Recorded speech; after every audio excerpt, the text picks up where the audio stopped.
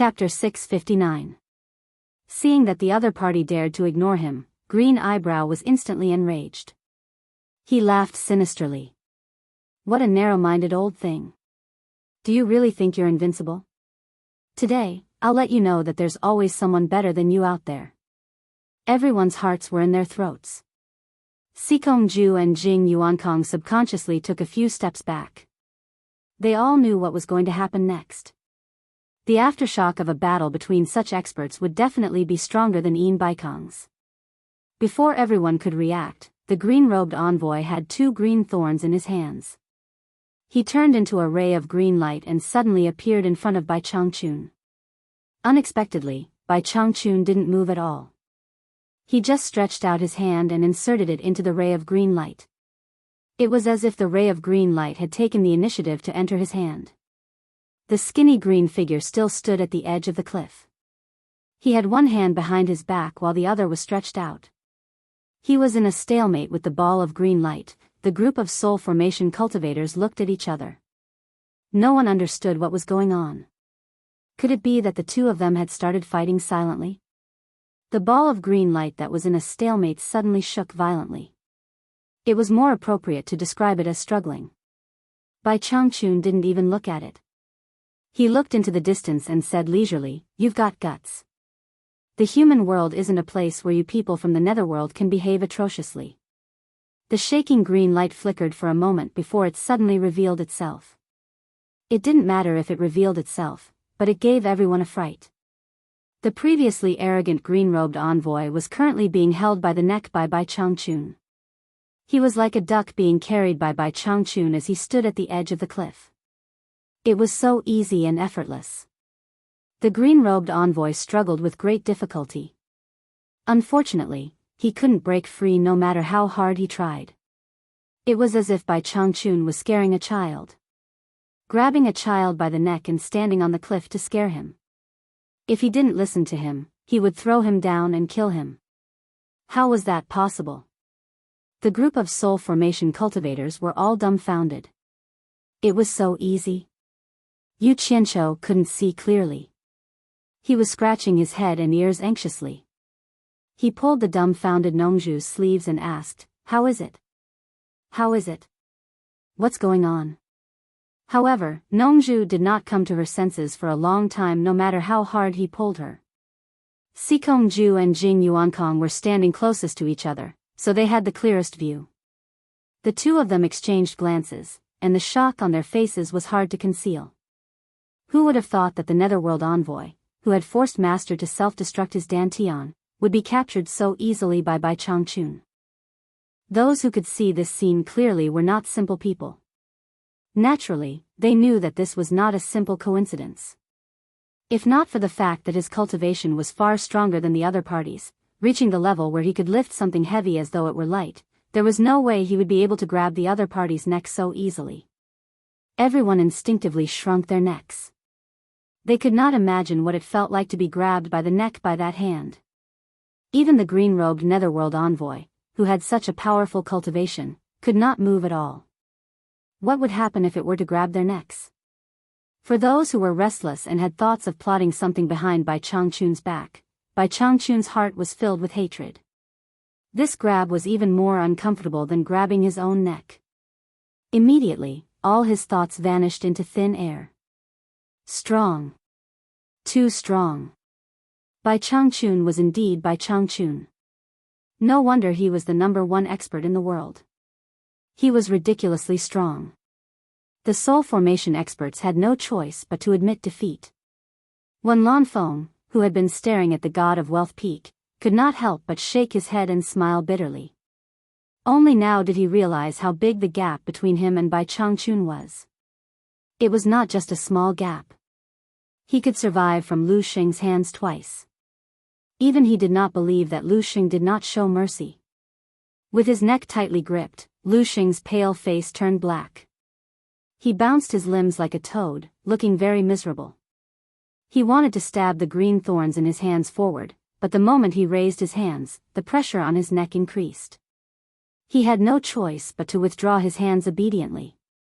The terrifying energy from that hand suppressed the netherworld energy in his body to the point that he did not even have the chance to release the green thorns. Bai Changchun's leisurely gaze fell on the half-dead Lu Mei, who was bouncing up and down. He said indifferently, "Didn't you want to let me know that there is always someone better than me in the world? I've been waiting for this day for almost 2,000 years. Don't let me down.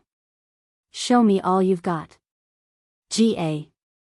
Green eyebrows let out a strange sound from his throat, his eyes bulging outwards. He felt that Lu Xing's hands suddenly increased when he said that. His neck was on the verge of breaking. If Lu Xing exerted more pressure, his neck would probably be separated from his body. Bai Changchun stared at him coldly and said in a deep voice, "Show me all you've got. Don't think about running, or you'll die miserably. Do you understand?" Sikong Ju and Jing Yuankong were dumbfounded. The minds of all the soul formation stage lords went completely blank. Ka. Green eyebrow couldn't utter a complete word in her throat. She tried her best to move her head slightly to show that she understood. After Bai Changchun understood what he meant, he raised his hand and threw Lu Mei down the mountain with a whoosh. Before anyone could react, they heard a loud boom and felt the ground beneath their feet tremble. Dust was rising at the foot of the mountain, and a huge hole was faintly discernible in the dust. When the smoke and dust dissipated, everyone saw a man covered in dust. He was hugging his neck as he tried to adjust himself. His green robe had already turned gray, and his hair was a mess. Black blood seeped out of his 7 orifices. He no longer looked like the arrogant netherworld envoy he had been before. The soul formation cultivators looked at each other and were speechless. As for those cultivators with average cultivation, even if they could not see clearly, they could tell from the situation that one was still standing on the mountain peak while the other had dug into the ground to eat dirt. They naturally knew that Bai Changchun had won the first exchange of blows. Bai Changchun, the undefeatable legend, did not let them down. They were extremely excited. After the green eyebrows in the pit slightly adjusted, it turned into a green light and flashed to the sky again. Looking down at Bai Changchun, it laughed fiercely. "Just now, I was just careless and gave myself to you. Now, I will let you know the price of being rude to me." The sharp voice reverberated in the air. It was very ear-piercing. He didn't even know what was going on just now. It was as if he had delivered himself into the hands of the other party, and he almost died of depression. However, he did not dare to be careless now. He had personally experienced that the other party's cultivation was indeed extraordinary. However, he was sure that it was a momentary mistake. Letting him go was the biggest mistake of his life. Bai Changchun looked up at the sky and said calmly, "I'll wait. I'll let you make the first move." Lu Xing stopped smiling. He bit the tip of his tongue and spat out a mouthful of black blood on the 2 green thorns. Then, he held the 2 green thorns in his hands and spread them out devoutly. He muttered something as if he was offering a sacrifice. Suddenly, the 2 green thorns came together in his palms. He rubbed his palms together and the 2 green thorns gave off a dazzling green light. The light was so bright that no one dared to look at it directly. Suddenly, the green light disappeared and a hazy black cloud appeared in the sky. Lu Xing stood on the cloud and sneered at the peak of the mountain. Green light was faintly discernible in the rolling black cloud. Fierce roars came from inside, as if there were some ferocious monsters inside. The people below were shocked. They had never seen such a scene in the cultivation world. Many people even complained that Bai Changchun should not have shown mercy. They were in big trouble now. Bai Changchun stared at the rolling black cloud in the sky and asked calmly, "This should be a spell from the netherworld, right?" "Yes." Lu Xing laughed strangely. 2 gigantic snake heads that were as big as round tables poked out from the dark clouds behind him. Their red eyes were even bigger than 2 fists put together, revealing an extremely ferocious brilliance as they patrolled the surroundings. They opened their bloody mouths and flicked their forked tongues with a hissing sound. Their bodies, which were as thick as water buckets, continuously came out of the black clouds and coiled behind Lu Mei like 2 flying dragons. Just the pressure emitted by the 2 giant snakes was enough to make those with weaker cultivations tremble in fear. These are the two green hell snakes that Lady He subdued. I didn't expect to use them in the human world today. Bai Changchun, you're really lucky. Green Eyebrows kept laughing in a strange manner. Bai Changchun nodded slightly and said, I've heard that there are magical spells in the netherworld and the immortal world. I've seen the spell from the immortal world more than 200 years ago. It seems to be much stronger than yours. Is this your most powerful ability? If you have more, why don't you show it to me? He was not afraid of trouble at all. He had seen the spells from the immortal world. The lords in the soul formation stage looked at each other, not knowing whether Bai Changchun was telling the truth or not. Even Nongzhu was confused. He had never heard Bai Changchun mention it, but he believed that Bai Changchun was not a liar. If he said he had seen it, then he must have. On the other hand, Yu Qianqiu believed this because he had heard Bai Changchun mention that 200 years ago, he had met an immortal who had appeared out of nowhere. The two of them had even fought, and after fighting for half a day, that immortal had been killed by Bai Changchun. He guessed that Bai Changchun was talking about that time. You really don't know how high the sky is and how deep the earth is. This treasure was given to me by Lady He. It is more than enough to deal with you. After Lu Mei finished speaking, she felt proud of herself. She threatened, Bai Changchun, if you know what's good for you, hand over the knocker and the two beast teeth you stole from the underworld gate. Kowtow and apologize. If I'm satisfied with your attitude, maybe I'll let you go. Otherwise, I'll make you wish you were dead. Then he raised his head and laughed crazily.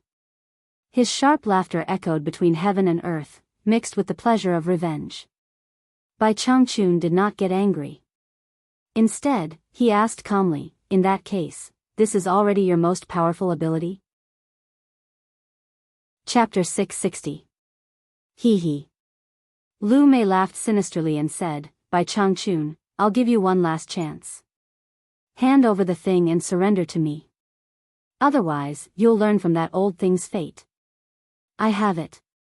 Come and get it yourself if you can, Bai Changchun said lightly. You really don't know what's good for you. Lu Mei let out a shrill laugh and sank into the dark clouds.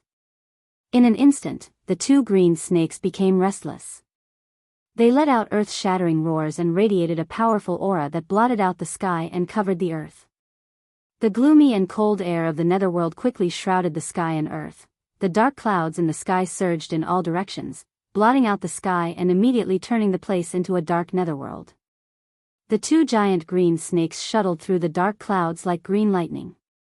The chilly wind swept across like bone-scraping knives. Those cultivators below the soul formation stage could no longer hold on and fled into the distance. The group of soul formation stage lords were also frightened by this earth-shattering aura. They had never seen such a grand scene before. They originally wanted to leave, but this kind of rare battle scene was irresistible to them. At their level of cultivation, it was difficult to see a battle beyond their imagination. Every time they saw one, they would gain some knowledge and it could be said to be of great benefit to their own cultivation. They were afraid of being affected, but they didn't want to give up such a good opportunity. Therefore, they released their protective aura in advance and watched attentively, not wanting to miss a single detail. Nongzhu's face was solemn. It was also the first time he saw Bai Changchun fight with such an expert. He tilted his head and nodded at Wen Lanfeng. Wen Lanfeng quickly brought Yu Qianqiu and the other two into his protective aura energy. On the dark mountain peak, Bai Changchun still stood motionless. He clenched one fist at the back of his waist and put the other down gently, as if he had the desire to make a move. The moment he put down one hand, Sikong Ju and Jing Yuankong's pupils shrank. At the same time, they felt an indescribable aura emanating from the thin body. It was incomparably thick and spread between heaven and earth. The mountain peak that was covered by the dark and evil aura was instantly pushed away by a mighty aura. The dark and evil oppressive aura that was imposed on the two of them was instantly swept away. The two of them couldn't tell what was going on, but they suddenly felt their hearts filled with righteousness. The thin figure in front of them instantly became incomparably majestic in their hearts.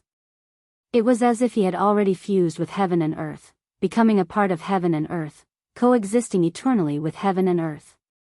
Everyone at the foot of the mountain stared at the mountain peak. In their eyes, the mountain peak that was originally so dark that they could not see clearly suddenly emitted a faint brilliance. Upon closer inspection, there was no light at all. However, the strange thing was that everything could be seen clearly on the God of Wealth Peak, which was further away. Everyone looked at each other, not knowing what was going on. By Changchun, I didn't expect you to have some skills. Green Eyebrow's sinister laughter came from the depths of the dark clouds. By Changchun, on the other hand, had Chu Tian's eyes. He saw that in the sky above the forest, there were birds that could not escape in time. When they flew up and touched the dark clouds in the sky, they immediately fell down. The forest below was also withering and dying at a visible speed. His eyes flickered, and his lips moved slightly. A sonorous voice like that of a Vajra subduing a demon echoed between heaven and earth. I originally wanted to spare your life for the time being and slowly interrogate you. But now it seems that I can't let a scourge like you live in this world. Arrogant. An angry shout came from the depths of the dark clouds. Two giant green snakes that were shining brightly stirred up huge waves in the ink-like dark clouds. Ha! They roared at the sky and intertwined with each other, forming a two-headed snake. They opened their bloody mouths at the same time, and with a rumbling sound, they pounced towards the mountain peak like green lightning. By Changchun's green robes suddenly fluttered. He stopped looking into the distance, looked up, and waved one hand, pointing at the sky. He put two fingers together, and a dazzling white light that was 6 meters long and 2 meters wide appeared. The moment the dazzling white light left his hand, there was a bang like a thunderbolt on a clear day. The blast formed a powerful shock wave that spread out. Even the soul formation stage cultivators 1,000 meters away had to circulate their chi to resist it. Those with weaker cultivation were immediately pushed by the powerful shock wave along with their protective aura, and slid on the ground for more than 10 meters before they stopped. The group of people was terrified. They didn't expect that they could still be affected even though they were hiding 1,000 meters away. At this time, everyone had no time to think about anything else. While trembling in fear, they stared at the sky without blinking, for fear of missing a wonderful moment. They saw that the sharp light that seemed to be able to split the sky and earth illuminated the surroundings as if it was daytime. It whistled towards the two giant green snakes that were pouncing towards it. The two arrogant green snakes seemed to feel afraid in the face of such a fierce and earth-shaking attack. They panicked and wanted to dodge. However, they forgot that in order to increase the power of the attack, the two snakes had tangled into one, so it was a bit troublesome to dodge. They couldn't understand each other, so they opened their heads to one side. They wanted to dodge, but their bodies were connected to each other. They screamed in horror and wanted to scatter, but their long bodies were tangled together, making it difficult to separate. In the end, it was a bit too late. Bai Changchun didn't make a move, but once he made a move, it was a fatal blow. The shocking light shot towards the center of the entangled two giant snakes. It was stable, accurate, ruthless, and fast. It was precisely the center where the two giant snakes were entangled. The sharp light that was as bright as a comet broke through the two giant snakes effortlessly with a swoosh. It didn't stop there. It glided across the sky brilliantly, piercing through the dark clouds and causing them to undulate uneasily. Ah! Ah! Two shrill screams echoed in the sky. Because the two giant snakes were entangled together, they were split in the middle. Instantly, they were cut into more than 10 pieces. Black blood with a fishy smell fell down like rain. What else do you have? Show me. Bai Changchun stood at the peak of the mountain and shouted. His voice resounded between heaven and earth. In the dark clouds, Lu Mei was already dumbfounded. The green thorn of the nether snake that Madame Blackpool had given him was his trump card. He had dealt with many people in the netherworld with it, but he didn't expect it to be so vulnerable in the hands of his opponent. That frightening light had already scared him out of his wits. Just this move alone wasn't something he could defend against. It was too powerful. He didn't have any more powerful skills to use. Escaping was the most important thing now. When Lu Mei came back to his senses, his first thought was to escape. You've brought disaster to the human world, and you still want to run away. Bai Changchun, who was at the peak of the mountain, quickly sensed his opponent's movement. He shouted angrily and teleported to the sky. His thin body waved his arms in the air and shouted angrily, "Lost immortal finger." In an instant, the airflow between heaven and earth rapidly surged toward the thin figure in the sky. The majestic airflow instantly condensed in the fingers that were waving and circulating. Suddenly, countless dazzling lights shot into the sky. Although it was many times smaller than the shocking light from before, it was uncountable at this moment. Swoosh swoosh, the sound of the air exploding was endless. Countless dazzling white lights shot into the sky like a meteor shower, directly turning the dark clouds in the sky into sieves. The dark clouds were densely covered with white holes. Ah! A shrill scream came from the dark clouds. A mass of green light fell out of the dark clouds and turned into Lu Mei in the blink of an eye. He fell to the ground with a bang, clutching his chest and rolling on the ground, wailing incessantly. Black blood oozed from all over his body. He didn't look like a human anymore. No one knew how many holes there were in his body. Nongzhu looked at Lu Mei, who was rolling on the ground, and said blankly, "Damn it. It's lost immortal finger again." When Lanfeng recovered from the shock and turned his head to ask, "Have you seen Bai Changchun before?" Nongzhu looked back at him with a malicious smile and said, "You're lucky. You didn't see how miserable Li Duxing was 500 years ago. Except for losing an arm. Hey. How do you think he got those 80 holes in his body?" Li Duxing was also unlucky. He happened to meet Lao Bai, who had comprehended lost immortal finger. So he used him to try it. Don't you think you're lucky? When Lanfeng looked at his intact body and then at the wailing emissary of hell on the ground, he shuddered subconsciously. Everyone looked at Bai Changchun, who looked like a god of death in his cyan robe fluttering in the air. They opened their mouths wide and were dumbfounded.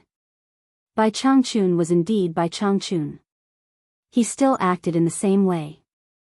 Once he made a move, someone would be doomed. Bai Changchun, who was floating in the air, glanced at Lu Mei, who was rolling on the ground, and snorted. Then he looked up at the dense dark clouds above his head.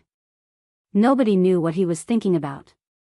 Suddenly, he put his hands behind his back and stood straight in the air. He shouted solemnly, "There is righteousness in the world. Awe-inspiring righteousness. Subdue demons." His words were sonorous and reverberating between heaven and earth. In an instant, the air and the space where everyone was suddenly solidified. The surging dark clouds in the sky also gradually became still. Soon after, everyone was keenly aware that a mighty airflow was surging over from all directions. As it passed by them, everyone immediately felt that the dark and evil aura that was suppressing them had been taken away, and their hearts were suddenly relaxed. The mighty airflow surged endlessly and formed a tornado with Bai Changchun as the center. It rose into the sky and kept spinning in the air. The surrounding dark clouds gradually gathered towards the tornado. The sky that was covered by the dark clouds gradually shrunk, and the surroundings began to see light again. Then, the tornado dragged an ink-like black curtain straight into the sky. The light shone brightly, and the black dot in the sky gradually disappeared. Everyone's gaze shifted from the disappearing black dot to Bai Changchun with great difficulty. They were all dumbfounded. Nongzhu's handsome face became that of an idiot. They wondered how many things about Lao Bai that he did not know. Furong looked around, her face full of disbelief. Zi looked at Bai Changchun and kept giggling. Yu Qinshou's reaction was the most exaggerated. The saliva he had been holding back finally flowed out of his mouth. He continuously smacked his lips and swallowed. He looked at Bai Changchun with a pitiful expression. No one knew what he was thinking. Chapter 661. In the bright and beautiful sky, the figure suddenly disappeared from everyone's sight. Bai Changchun landed on the ground and stared at the rolling green eyebrows. As soon as the latter saw the person standing in front of him, even though he was in pain, he crawled up, knelt down, and kowtowed. He begged again and again, "It's me who failed to recognize you. Great Immortal, please spare my life, please spare my life. there were at least dozens of holes on his hands, legs, and body. Black blood kept flowing out of his body, so he was lucky to be alive. However, looking at his skillful kowtowing, it really made everyone's eyes pop out. There was no trace of his previous arrogant and domineering appearance. Bai Changchun stared at him coldly and said indifferently, "Compared to the guy 200 years ago, you are far inferior. He still had the strength to fight with me, but you can't even withstand a single blow. At the same time, there is a problem that I have been thinking about for more than 200 years. Let's talk about you. Your cultivation is obviously not as good as mine, but we set off from the demon ghost region at the same time, and I can't catch up with you in terms of speed. I'm very puzzled. Can you explain it to me?" "Yes, yes, yes." Green Eyebrows nodded repeatedly, crawled on the ground, and hurriedly replied, "As long as Great Immortal spare my life, I will tell you the truth." "Are you bargaining with me?" Bai Changchun said indifferently. I dare not, I dare not." Green Eyebrows hurriedly kowtowed. He could feel the killing intent in the other party's words. Bai Changchun snorted coldly, "If you don't answer, die. If I'm not satisfied with your answer, die. I'll tell you, I'll tell you." Green Eyebrows' face was covered with black blood, but it still couldn't hide the horror on his face. He said in a trembling voice, "Although I don't know why, with Great Immortal's cultivation, you should have ascended to the immortal realm long ago. Otherwise, the flesh and blood of the human world can't bear such a strong cultivation like Great Immortal. The passage to the immortal realm has the effect of refining the body. It was only during the process of ascending that a new body was forged that it could withstand a stronger cultivation, and thus continue to climb to the peak of cultivation. This is just like the netherworld fire on the way to the underworld, which can also refine a new body for ghost cultivators in the human world.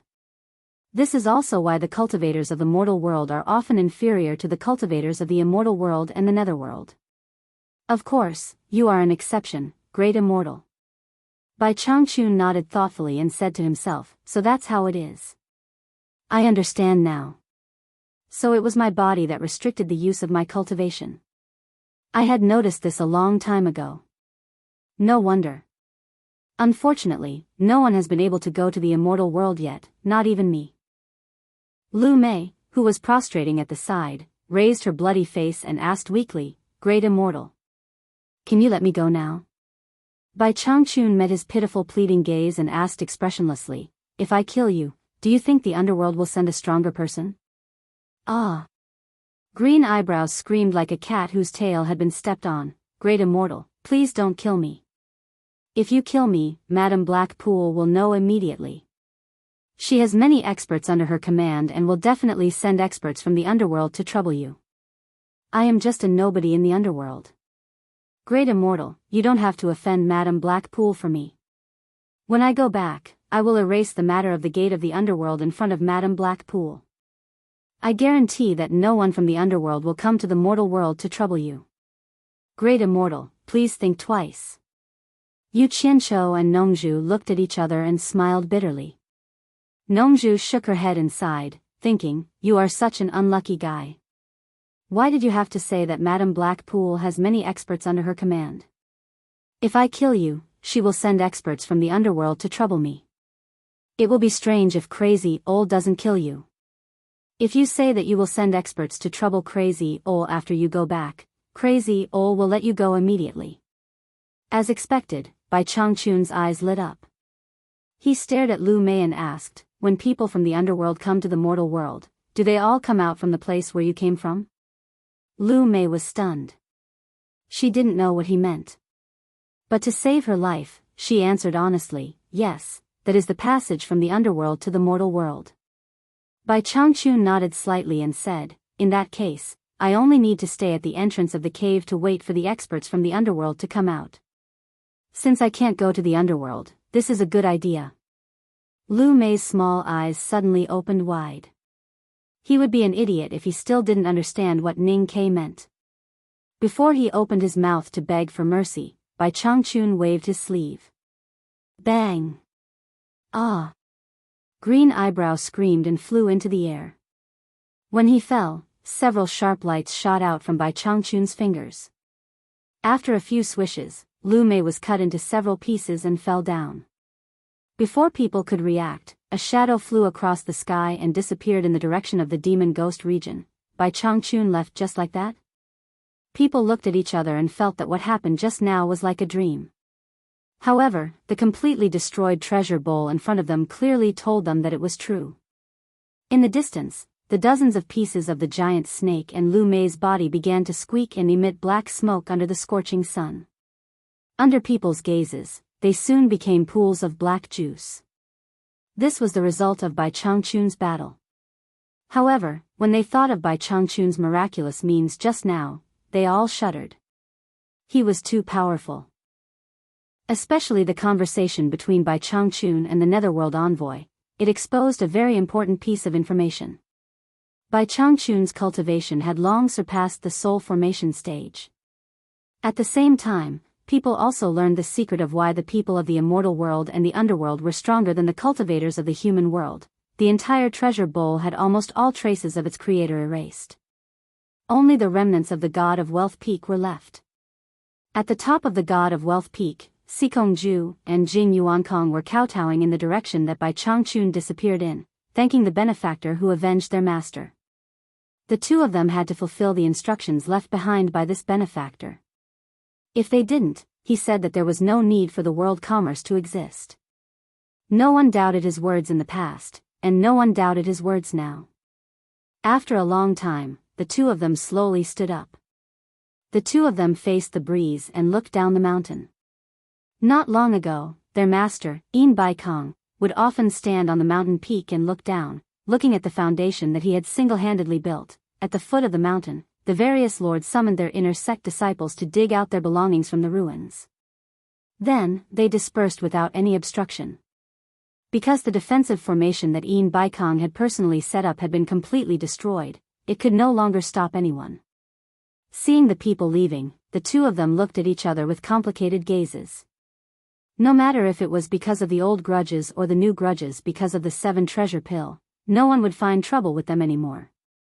Although the pillar of the world commerce was no longer here, the words that Bai Changchun had left behind were enough to intimidate everyone. As long as Bai Changchun was still here, no one in the cultivation world would dare to find trouble with the world commerce. Sikongju raised the God of Wealth sword in his hand. The two of them looked at each other silently. In the past, their master had always wanted to curry favor with Bai Changchun to ensure the safety of the world commerce. Who would have thought that not only would he not be able to fulfill this wish when he was alive, he would be able to fulfill it after his death. Some things that happened due to fate were often fated in the unseen world. It really couldn't be forced, junior brother. How about we work together to revive the world commerce? Of course. Other than completing Senior Bai's instructions, just like what Senior Bai said, the world commerce is Master's life's work. But I'm worried. The day of the East Holy Land's opening isn't far away. I'm afraid that we won't be able to fulfill our wish. Master once told me. Sikongju looked at Jing Yuankong and said solemnly, the past torture envoys of the demon ghost region were all outstanding figures. If one left, another would appear. The demon ghost region had been passed down from ancient times until now. Who knows how many secrets it had? No one dared to take it lightly. Not to mention anything else, just the countless demon kings and ghost kings in the demon ghost domain were the most powerful force in the world. They could easily wipe out any force in the cultivation world.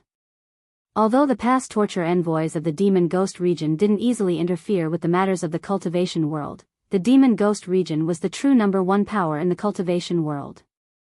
Since Senior Bai had spoken, even if he left, no one in the cultivation world would dare to touch the world commerce. Of course, the prerequisite is that we follow Senior Bai's words. That's good. We can do business in peace and cultivate in peace. We don't have to be afraid of being disturbed. I'm going to recall the people from the Limitless Island. The world commerce shouldn't interfere with the matters of the cultivation world anymore. Sikongju asked, what do you think? Jing Yuankong nodded and said, I agree. Sikongju didn't say anything else. He began to gather the disciples of the world commerce to clean up the things that belonged to the sect. Now that Yin Baikong was dead, Jing Yuankong didn't fight with him anymore. He naturally became the new leader of the world commerce. At the foot of the mountain, after the Blue Palace disciples finished cleaning up the ruins, Pei Fong waved his hand and let them go. He stood with Qi Jiujuan and O Yangda. Looking at the devastation, the three of them looked at each other and sighed. Although the trouble this time was caused by the underworld envoy, the three of them couldn't help but associate it with Bai Changchun. Every time that old monster appeared, he would do something shocking. In fact, didn't the underworld envoy come to find him? They really hoped that he wouldn't appear again. Pei Fong glanced at Wen Lanfeng and the others who were still standing at the edge of the mountain and said to the two beside him, "Let's say goodbye to them before we leave."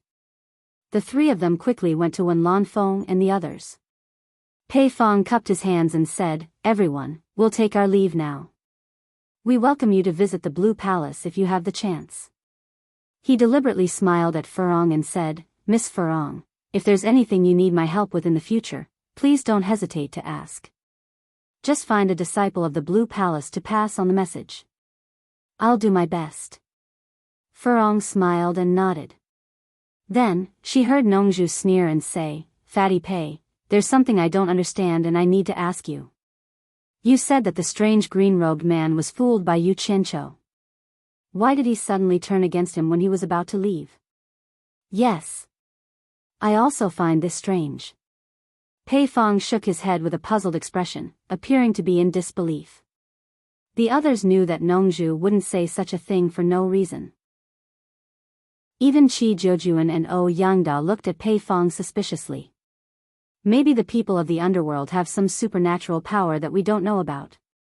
Pei Fong sighed and cupped his hands, saying, "Everyone, farewell." After saying that, he flew into the sky. Qi Jiujuan and O Yangda also cupped their hands and left.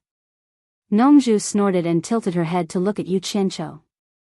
She believed that with Yu Qianqiu's cunning, he should be able to understand the meaning of her words. Who would have thought that Yu Qianqiu would turn a deaf ear to him? His eyes were fixed on the ruins. Just when the group was baffled, Yu Qianqiu suddenly let out a loud cry and rushed into the ruins of the broken fences and dilapidated walls. Chapter 662. Stones and broken wooden beams were thrown all over the sky by someone.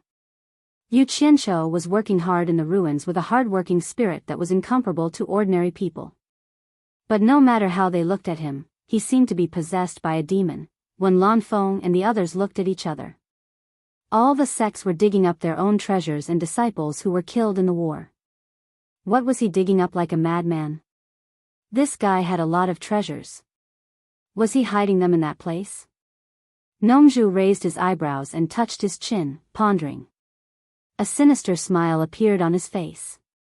He looked around and vaguely recognized that the place Yu Qianqiu was digging seemed to be the original location of the Spring Slumber building. The sinister smile on his face froze. Looking at Ze, who was curious and eager to try, Nongzhu suddenly looked gloomy. He kind of understood what Yu Qianqiu was looking for. Except for him, perhaps only Lu Yanqing, who was wearing a gauze hat, understood. They could not help but flashed over. Yu Qianqiu buried his head in his work. Each time he dug up a corpse, he would immediately clean up the corpse's face. When he saw that it wasn't the person he was looking for, he didn't care about the consequences and directly threw it away. "You're crazy!" Nongzhu shouted angrily. As soon as he flew over, he happened to catch a female corpse that Yu Qianqiu threw behind, and he also threw it behind. As a result, he almost hit a disciple of another sect. "How dare someone hit me with a corpse?" The disciple was also angry. He straightened up and was about to curse, but his mouth was covered by his fellow disciples. He pointed at Nongzhu and the others. The disciple immediately lost his temper and went to do what he was supposed to do. Yu Qianqiu picked up a wooden beam several meters long, turned around and threw it away. He stared at Nongzhu with a sullen face and said in a low voice, "Don't provoke me." He wiped his face with his dirty sleeve and continued to bury himself in the work. That scene made people feel an inexplicable sadness. They didn't know what he was trying to do to make himself look so miserable. Nongju's face was immediately drawn, and she was about to burst into rage. Ze, who wanted to join in the fun and dig for treasures, quickly stopped.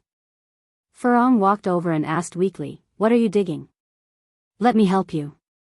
Just as Yu Qianqiu raised his head and was about to reply, his eyes inadvertently fell on a group of people in front of him, and he was instantly stunned. The enchantress, Yan Yu, Tian Yi, Mo Xiaojun, Hai Wei, and Li Qiuxiang came together. The 6 of them saw that he was covered in dirt. He was half-straightened, one hand holding onto a broken window, the other holding onto an arm that was buried under the collapsed wall, and he was looking at them with his dusty face. "Yu Qianqiu, what are you looking for?" 100 Charm Beauty asked in confusion. Yu Qianqiu's gaze swept over Yan Yu before he quickly shifted it away. There seemed to be some panic in his eyes. He let go of the arm that was holding the dead body, and threw the broken window as far as he could. He stood up and patted off the dust on his palms. He assumed a confident posture and waved his hand to point at the busy crowd around him. "I'm a kind-hearted person. Everyone else is working, but I'm just standing at the side. I feel bad about it, so I've come to lend a hand." "Really?" 100 Charm Beauty looked doubtful, as if she did not believe what he said. She looked around, but did not find any clues. "Of course." Yu Qianqiu nodded with an honest face. However, Furong, who was beside him, believed what he said very much. She pulled his sleeve and said seriously, "I will also help you." Yu Qianqiu's face twitched, and he said awkwardly, "Forget it. It's fine as long as we have the intention. We can help people for a while, but we can't help them forever. Let's call it a day. We'll talk about it later." After that, he wiped the dust off his buttocks with both hands. It seemed that he was going to quit. Furong nodded and said, "Oh." Suddenly, an uncontrollable laughter came from the side. The few of them turned their heads to look and discovered that it was Lu Yanqing. When Lanfeng asked curiously, "Yanqing, what are you laughing at? Did you think of something funny?" Lu Yanqing quickly shook her head and said, "Nothing." "Humph. Stubborn duck." Nongju sneered with a face full of disdain. He finally knew that when it came to this kid, he could say anything that was horizontal, straight, and dead. In short, he was the one who was in the right. "Hey! Yan Yu, what are you laughing at?" 100 Charm Beauty suddenly found that Yan Yu was also biting her lips and laughing. Yan Yu immediately waved her hand and said, "Nothing." But anyone could see that she was smiling from the bottom of her heart. Her face was bright, and she stood in the ruins, looking unusually dazzling. Everyone present was stunned. Yu Qianqiu naturally knew what she was laughing at, but he was thick-skinned and didn't care, as if he didn't know anything. "What can you do to me?" When Lanfeng looked at both sides and couldn't see why the 2 women were laughing, so he asked Nongju, "Nongju, what's your plan?" Nongju looked up at the ruins of the god of Wealth Peak and said, "Everyone in the cornucopia parted on bad terms. I naturally want to go to Shuntian Island and ask Old Bai how many secrets he has that I don't know. It turns out that the guy's cultivation has surpassed the soul formation stage. He actually hid it from me for so many years.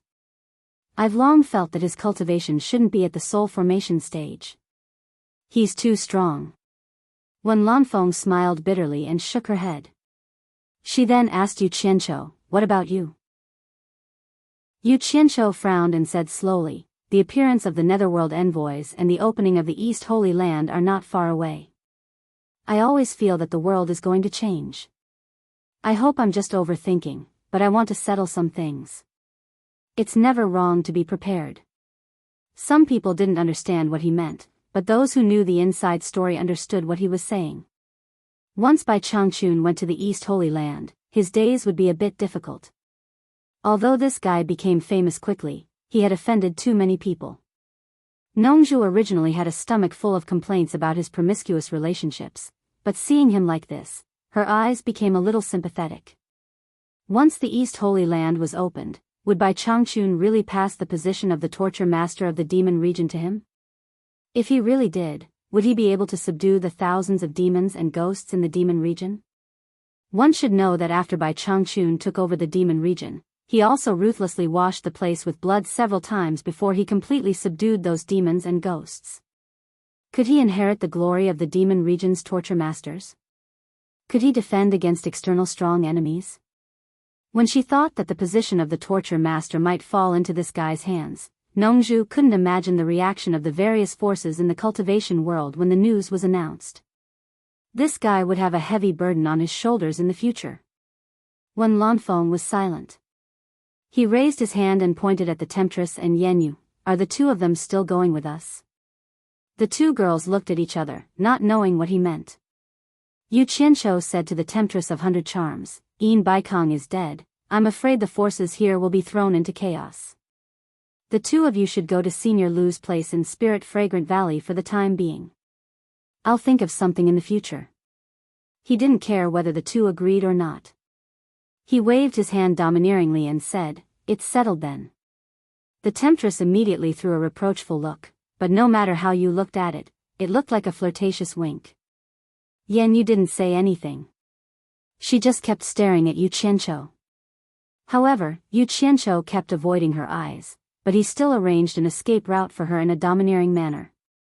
I'll have to trouble the two seniors. Yu Qianqiu bowed to Wen Lanfeng and Lu Yanqing and said, When I find Miaoyud, I'll definitely get the elixir I promised you two seniors. The bright eyes under the green gauze rolled a white eye. Lu Yanqing was speechless, feeling that he thought he did not know that he was Miaoyud. Wen Lanfeng's expression was sluggish. He waved his hand and said, The elixir is not urgent. If you can't find Miaoyud, then forget it. It doesn't matter if you don't have him. He had already eaten something that killed people. After a discussion, they went their separate ways. Nongzhu also took Zi and Furong away, leaving Yu Qianqiu standing alone in the ruins and looking around. Later, he flew alone to the primeval forest outside the treasure basin. In the back hall of the dark nether palace, Lady Blackpool was still lying naked in the hot spring, being served by 5 handsome and strong pampered men. In the hazy water mist, Lady Blackpool was so comfortable that she closed her eyes and kept moaning under the massage of 10 big hands. At this moment, hurried footsteps came from outside the black veil. They came to the side of the bath made of black jade and stopped. It seemed that they didn't dare to disturb her. Why are you in such a hurry? Is the Minghuang mountain going to collapse? Lady Blackpool snorted and said, If you have something to say, just say it. Maid Feifeng immediately replied, Lumei's memorial tablet is broken. I've asked the guards of the underworld, but Lumei hasn't come back. After that, she didn't say another word. Her slightly closed phoenix eyes suddenly opened. Her eyes flashed for a while, and a majestic momentum directly shook away the 5 pampered men around her. Lady Blackpool disappeared in the hot spring. The black dress on the clothes rack beside the hot spring dashed up and hovered above the hot spring, wrapping her naked body in the dress. Lady Blackpool, who was floating above the hot spring, glanced at Feifeng and suddenly turned into a beam of black light and flew away. She dashed out of the dark nether palace like a shooting star, heading directly to the towering dark royal palace. The serene wood forest had branches but no leaves. As soon as the black light entered the dark serene wood forest, a silver light flashed in front of the small building surrounded by the serene wood forest. The commander of the royal guards of the dark royal palace appeared at the same time. The commander of the royal guards of the dark royal palace stared at Lady Blackpool indifferently and disdainfully, saying indifferently, Blackpool, if you dare to take one more step forward, I don't mind kicking you out of the dark royal palace. Lady Blackpool bit her lips and stopped on her knees, saying, Greetings, Lord Silver Armor. Please tell the Emperor of the Underworld that Blackpool has something important to report. After she learned that the Silver Armor commander of the Dark Royal Guards was one of the legendary 12 underworld generals of the Underworld, she didn't dare to act presumptuously in front of the Silver Armor commander of the Dark World, no matter how unhappy she was. She knew that the Silver Armor commander of the Dark Royal Guards had the ability to deal with her. Chapter 663. The indifferent eyes of the soldier in silver armor were startled a bit. It was obvious that he didn't expect Madame Blackpool to kneel down to him. Perhaps the sincerity of Madame Blackpool had moved the Underworld Emperor. A dignified and calm voice drifted out from the small building, "Say it outside." A few large fireflies flew up from the tree trunks of the deep wood forest and clung to the window of the small building. Madame Blackpool raised her head and saw a man with a noble and elegant temperament appear at the window under the flickering light. His penetrating gaze passed through the deep wood forest and gazed at the night sky in the distance. Then, he slowly looked down. His gentle gaze revealed an unconcealable majesty and indifference, giving people a startling feeling. It was a majesty that seeped out from his bones. "Greetings, Underworld Emperor." Madame Blackpool bowed and said, "Get up and talk." Though the Underworld Emperor said it politely, he didn't mean to let her in. "Thank you, Underworld Emperor." As soon as Madame Blackpool stood up, the Underworld Emperor asked her in a condescending manner, "What's the matter?" Madame Blackpool reported angrily, "Underworld Emperor, something terrible has happened.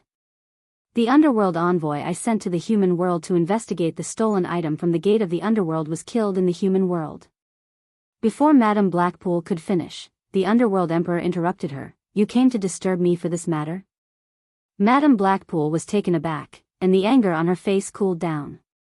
She said angrily, "The mortals in the human world are outrageous. They dared to kill the Underworld envoy. Blackpool asks the Underworld Emperor to send someone to punish the murderer." The fireflies that were climbing on the window suddenly flew away quickly, as if they were frightened by something. It became dark outside the window. Though there was light in the room, no one could see the expression of the person outside the window. All they could see was a figure with a pair of cold eyes flickering.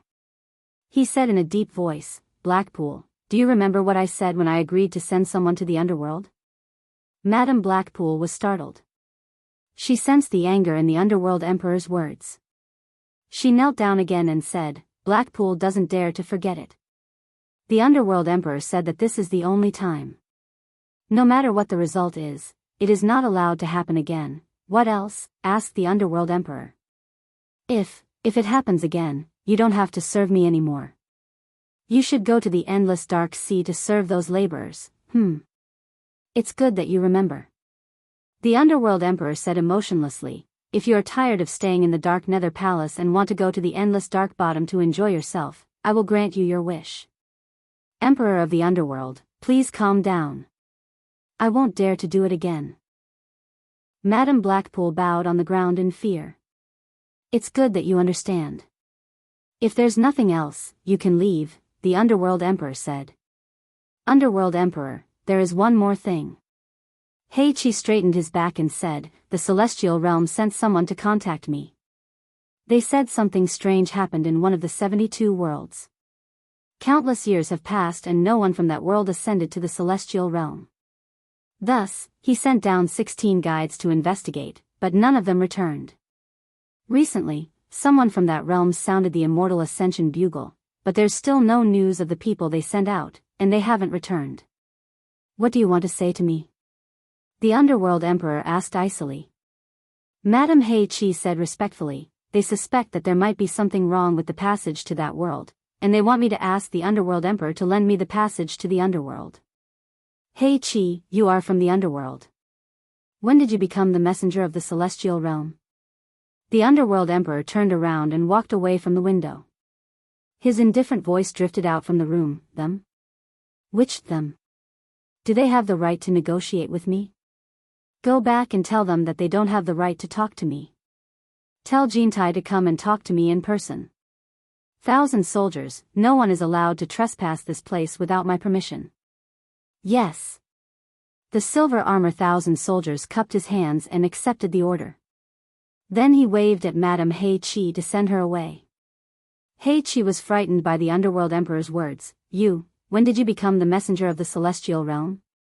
She knew the Underworld Emperor didn't like the people of the Celestial Realm. Though she didn't know the reason, she knew she had misspoken this time. The Underworld Emperor deprived her of the right to trespass this place. She wanted to explain, but she didn't dare to say anything else. She knelt and kowtowed, saying, "Heichi will remember. Heichi will leave now." Then she turned into a black light and left. After she left, the silver armor 1,000 soldiers appeared on the small building. The underworld emperor, who was holding the ancient scroll, said without turning his head, "What kind of person did she send to the human world this time? How could he be killed by a cultivator in the human world?" The silver armor 1,000 soldiers relaxed when no one was around. He walked to the underworld emperor's side and took out an ancient scroll from the bookshelf. He opened it and said, "A pampered man called Lu Mei. He was just a clown trying to please the crowd. His cultivation level was not worth mentioning. He was only a mid-stage netherworld warrior." The underworld emperor tilted his head and said, "The mid-stage netherworld warrior is not worth mentioning, but don't forget that it was the human world. How high do you think the mortal body of a cultivator in the human world can withstand? This person is not simple to kill a mid-stage netherworld warrior." The silver armor 1,000 soldiers was startled. He put the ancient scroll back on the bookshelf and said with a frown, "Now that you mention it, it is a bit strange. I didn't expect such a person to appear in the human world. Should I go there myself and see who did it? It's not the right time. Let's talk about it later." The underworld emperor shook his head slightly. In the middle of Huaxia, in a deep mountain not far from a bustling city, there was a mountain god temple that was full of incense. In front of the temple, there was an endless stream of people who came from the city to burn incense and pray devoutly. Behind the temple, there was a quiet wing built halfway up the mountain. Standing on the platform in front of the wing, one could see the crowd of people coming and going to worship at the foot of the mountain. Under the shade of the trees, Yu Qianqiu quietly looked at the mountain god temple with green smoke curling up. He said with a smile, "You two are really good at picking a place. I didn't expect you two would hide here and enjoy the human world." Gu Qingyun and Hong Qi stood on either side of him. Hong Qi had grown into a mature young man after not seeing him for a few years. Hong Qi said with a smile, "This is a run-down temple. If we didn't take over it, it wouldn't be so full of incense." I heard that the Ahong gang and Qin gang suddenly appeared in the Huaxia cultivation world. I know it's the two of you. Yu Qianqiu looked around and joked, "You two are really famous." Hong Qi said with an embarrassed smile, "How can we be as famous as you, master? We're just making a small ruckus in the Huaxia cultivation world. We only managed to make a ruckus by taking advantage of the trouble on Wuji Island. Otherwise, we would have been wiped out by the righteous and demonic sections. But master, you're famous all over the world. I heard that you're the #1 expert below the soul formation stage. I'm honored. I haven't seen you for a few years and you've learned how to be glib. Looks like you've gotten a lot of benefits." Yu Qianqiu tilted his head and stared at Gu Qingyun. "How is it? It's freer than you on that Fuxian island, right?" Gu Qingyun smiled and joked, "At least I don't have to bow and bow all day like I did on Fuxian Island. I'm now the leader of the world-famous Qin gang. I'll rob anyone who dares to mess with me." He had been living in the outside world for so many years and had accepted many things. It was just like what Yu Qianqiu said.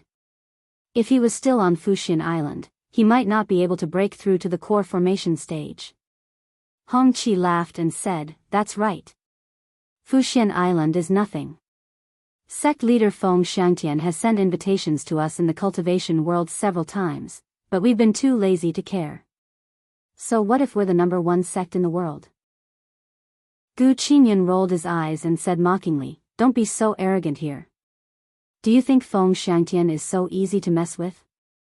If it wasn't for Wuji Island, he would have come to destroy us a long time ago. You haven't stayed on Fuxian Island, so you don't know. Fuxian Island is very powerful. To be able to dominate the cultivation world for so many years, there must be many hidden experts in the late stage of tribulation passing." Hong Qi said disapprovingly, "What are you afraid of? With Master's current reputation, we can just use Master's name at the crucial moment. I don't think Fuxian Island will dare to act rashly against us." The two of them glanced at each other, then looked at Yu Qianqiu and chuckled. They indeed had a sense of superiority. All the sects in the cultivation world were worried that they would be attacked by the spirit-severing experts of the various countries and lived in fear. On the other hand, they had the foundation laid by Yu Qianqiu in the various countries. They didn't have to worry about anything. When they had nothing to do, they could rob others and live like kings. Gu Qingyun asked curiously, "Boss, why did you suddenly come to find us?" "Yes." Yu Qianzhou nodded and said, "I heard that almost all the independent cultivators in the cultivation world listen to your orders. I also heard that you guys are quite a deterrent to the small sects of the righteous and demonic Tao. So, I came to find you two to ask for your help." Hong Qi asked curiously, "With Master's ability, do you still need our help?" Yu Qianzhou glared at him and looked into the distance. Soon, the millions of soldiers that have been occupying the western region of the cultivation world for a long time will march out and conquer the entire cultivation world. You two keep a close eye on those sections. If anyone dares to interfere, teach them a lesson. Don't be polite, I'll take care of it. The two looked at each other. They knew that Shi Wenguang was Yu Qianzhou's man, but they didn't expect them to collude and make preparations to conquer the world. Gu Qingyun frowned and said, "We can barely deal with those small sects, but those large sects. Boss, to be honest, we can't stop them. I'll give each of you 1,000 men from the Utopia army." Yu Qianzhou turned around and stared at the two of them. "You don't have to worry about those large sections. I'll deal with them. Is there any problem?" Their eyes lit up. They naturally knew the power of the Utopia army.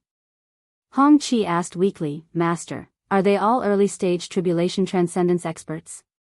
Yu Qianzhou nodded. Hong Qi immediately rubbed his hands excitedly and said, no problem at all. "Master, when will you give us that person?" "I'll give him to you now." "Prepare early," Yu Qianzhou said. The two of them excitedly led him deep into the mountains. Chapter 664. At the western border of Huaxia, there was a culture and customs of a foreign land, with merchants from all over the world coming and going. In the hundreds of miles of barracks at the border, the army trained day in and day out. For many years, the army had been in a state of constant preparation for war. Yu Qianzhou quietly appeared at the back of the main tent. When the cultivators he sent saw him, they were surprised at first, then happy, but when they wanted to salute him, he waved his hand to stop them. Gently pulling the curtain aside, he saw Shi Wenguang and his son sitting around the table, gesturing with their hands to draw a map. Just as Yu Qianzhou was about to step out, he suddenly heard Shi Tian muttering, "Father, are we really going to keep waiting like this? The army has been training like this for a long time, everyone will get tired, it's not good for the morale of the army." "Shut up, Mr. Yu will naturally have arrangements." Shi Wenguang signaled to the back of the tent with his eyes, hinting him not to speak carelessly. There were still people sent by Yu Qianzhou. Then he said in a low voice, "Don't think I don't know, you've been secretly sending a group of people back to the capital, what are you planning?" "I knew I couldn't hide it from father." Shi Tian smiled bitterly, "I've sent people back to spy on the situation, to see if there's a chance to bring everyone back. Our family has been separated for too long, it's not a good idea to continue like this." Shi Wenguang also sighed and shook his head. "It's easier said than done, the imperial court has probably sent people day and night to keep an eye on them.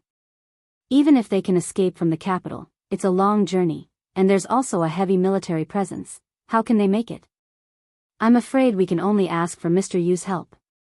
Yu Qianzhou smiled, opened the curtain, and walked out. The day of the Grand General's family reunion is not far away. The father and son looked over, and when they saw him, they were overjoyed and cupped their hands together. "Greetings, Mr." Yu Qianzhou waved his hand at them, indicating that there was no need to be so polite, then looked at them carefully. Perhaps it was because of the hardships at the border, Shi Tian already had the image of a middle-aged man. On the other hand, Shi Wenguang was still healthy and strong, even after a few years. There were still no signs of aging on his face, most likely due to the pills. Yu Qianzhou's eyes finally landed on Shi Tian, smiling, "Looks like the young general can't wait any longer and is eager to reunite with his family." Shi Wenguang was slightly startled, knowing that Yu Qianzhou had heard his son's grumbling. He hastily cupped his hands in apology and said, "It's all my son's fault. He's insensible and full of nonsense. Please forgive him." "Great General, you think too much." Who doesn't want their family to be reunited? This is human nature. What crime is there? After saying that, Yu Qianqiu walked to the entrance of the tent with his hands clasped behind his back and looked at the soldiers training outside. Amidst the deafening battle cries, he nodded in satisfaction. The father and son followed behind. Shi Wenguang asked, "Just now, Mr. said that the day of my family reunion is not far away. What does Mr. mean?" Yu Qianqiu suddenly turned around and strode to the commander's seat in the center. He stared at the two and asked, "If I let you make sufficient preparations before the battle, how long would it take for you to finish?" The father and son looked at each other, understanding the meaning behind Mr. Grand General's words. Their eyes were filled with surprise. Shi Tian could not wait to answer. Half a month is enough." Yu Qianqiu frowned, staring at Shi Wenguang. "Grand General, you are an expert in war, but you can't afford to rush. I'll give you a month to prepare, is that enough?" Shi Tian immediately knew that he was being too impulsive. Shi Wenguang also glared at him, then replied, "Actually, we have always been preparing. It's just a small battle. The army can be mobilized at any time. If it's a big battle, it will take some time, but a month's time difference is not bad." "Good. Then I'll give you a month's time. A month later, I will bring your family back safely on time." Yu Qianqiu looked out of the tent and waved his hand. "Time doesn't wait for me. 1 month later, the army will march east. I will not directly intervene in the war between mortals, nor will I let other cultivators interfere. I've given you a chance. When the time comes, let's see if your Shi family has the ability to change the dynasty of Huaxia and earn your Shi family's eternal inheritance." After waiting for so many years, the day had finally arrived. The father and son were so excited that they could not speak, and they bowed to Yu Qianqiu. Yu Qianqiu stood at the top of a lush tree in the depths of a mountain forest. In front of him was a large manor that was connected together. Behind the manor was a huge waterfall. The rushing water split into two along the river, circling around the manor on both sides before merging into a single river and going far away. This huge manor was like a paradise. It was none other than the Wu clan, one of the 4 major clans that Yu Qianqiu had not set foot in for many years. Above his head, there were cultivators flying past, some alone, some in pairs, and some in groups of 3 to 5, rising and landing on the Wu clan's Hat Island. No one would pay attention to a cultivator who looked relatively young. Even if they occasionally saw him, they would just quickly pass by, not bothering to pay attention. When separating from Gu Qingyun, Yu Qianqiu mentioned that he was going to the Wu clan, and Gu Qingyun immediately informed him that the Wu clan's grand auction that was held once every 5 years was about to be held. Looking at the bustling scene deep in the old forest in front of him, Yu Qianqiu sighed endlessly. Time passed so quickly, he did not expect that 3 auctions had passed in the blink of an eye. These years had been spent in a busy manner, and it suddenly felt like only 2 or 3 years had passed, but looking back, it had been 15 years since he first came here. He still remembered when he was in Swallow City. He joined on Kwansung because of a jade pendant. The past was still vivid in his mind, and counting with his fingers, it had been more than 20 years since he stepped into the cultivation world. In this way, he seemed to be in his early 40s, but in the cultivation world, 40 years old was still young. "I wonder how that girl from the Wu clan is doing," Yu Qianqiu muttered to himself, standing on the treetop as the wind rose and fell, and shook his head with a bitter smile. In fact, because he had the golden bead, he could come here to see that girl every day, but he did not do so, and devoted all his energy to the great cause of scheming against others.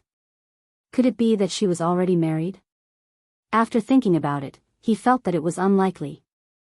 This era was different from his previous life, and Wu Lixue had already been branded with his, Yu Qianqiu's, mark. She could not be married at will. But because of this, he wanted to use the opportunity of the Wu clan's auction to make a high-profile appearance and announce that he had returned. Now, he was a little afraid of seeing that girl's sad eyes when he went to the Wu clan. "We have to meet anyway. At worst, I'll just get beaten up by that girl, and it's okay if I die." Yu Qianqiu gritted his teeth, jumped off the treetop, and flew quickly to Hat Island. Being on the streets of Hat Island, Yu Qianqiu looked around, and there was not much change. Looking left and right, he walked in the bustling crowd, and no one paid attention to him. After all, not everyone had seen him with their own eyes. But it was not that no one had not seen him, so, Suddenly, someone on the street let out a long cry of surprise. Damn it. I thought no one would recognize me after making a high-profile appearance. Yu Qianqiu criticized in his heart, and continued to walk his own path, and let others be surprised. The passers-by followed the surprised person's gaze, and immediately, someone couldn't help but exclaim again, "It's Yu Qianqiu." What? It's Yu Qianqiu? Where? Ah. It's really him, Yu Qianqiu is back. The entire streets of Hat Island were suddenly in an uproar, and the news quickly spread that Yu Qianqiu, who had become the #1 expert below the soul formation stage in a foreign country, had returned. The first reaction of the disciples of the various sects was to run back to the shops of their sects and pass this important news back to their own sections. Under the gaze of countless people, Yu Qianqiu felt like returning home in glory.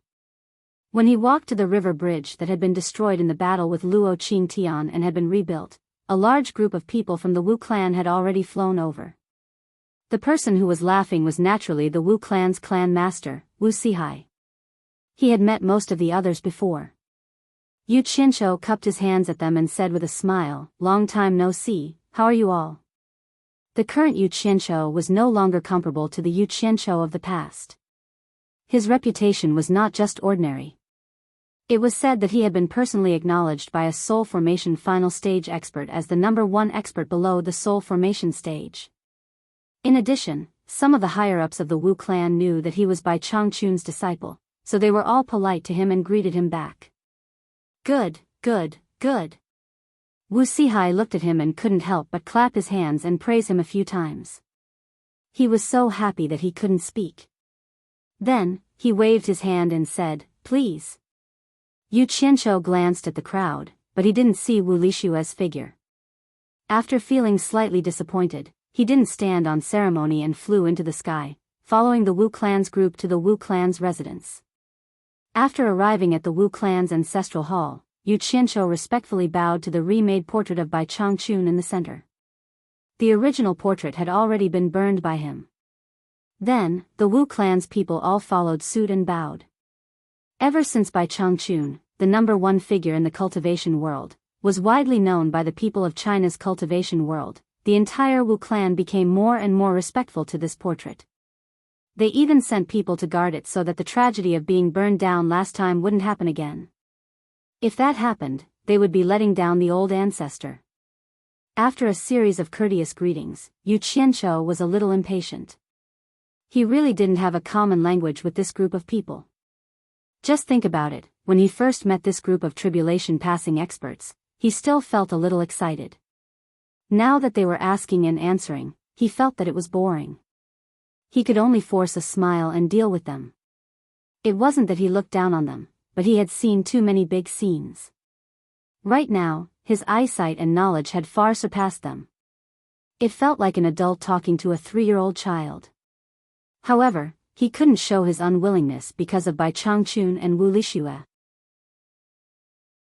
Otherwise, with his temper, he would have left long ago. Wu Sihai understood this fellow who liked to cause trouble wherever he went. He dismissed everyone and asked someone to lead Yu Qianqiu to the quiet guest house to rest. Chapter 665. As soon as he arrived at quiet guest house, Yu Qianqiu dismissed the Wu family's disciples who asked him if he needed anything. He strolled around the garden alone and even peeked through the cracks in the rockery, but he did not find a place to hide someone. He could not help but look around and ponder.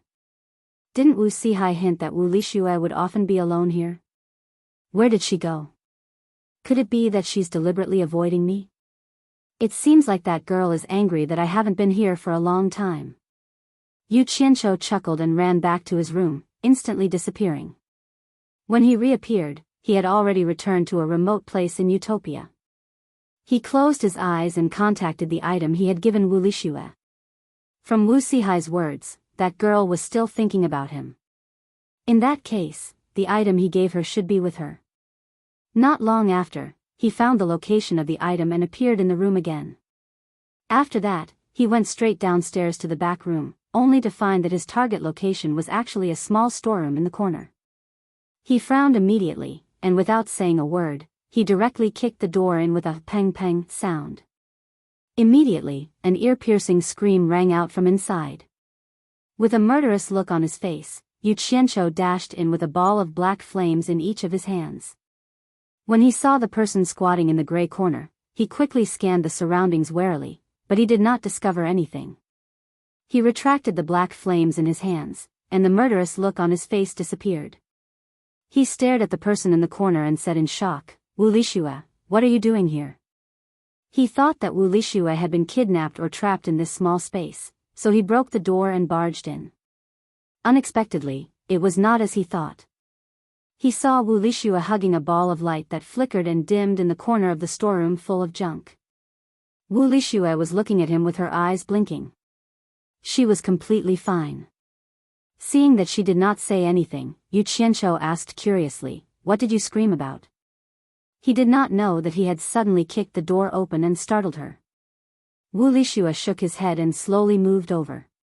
He weakly bowed and said, "Mr. Yu." Then he quickly walked out. Yu Qianqiu was stunned by the way she addressed him as Mr. Yu. Then, he suddenly realized that this girl was really angry. So, he quickly dashed out and stood in front of Wu Lixue. He originally wanted to reprimand her, but he discovered that this girl looked haggard and didn't have the lively and adorable liveliness she used to have. He immediately became discouraged and lowered his head to admit his mistake. "I was wrong. I shouldn't have not come to see you for so long. Are you angry? I promise I won't do it again. Li Shui, please give me another chance.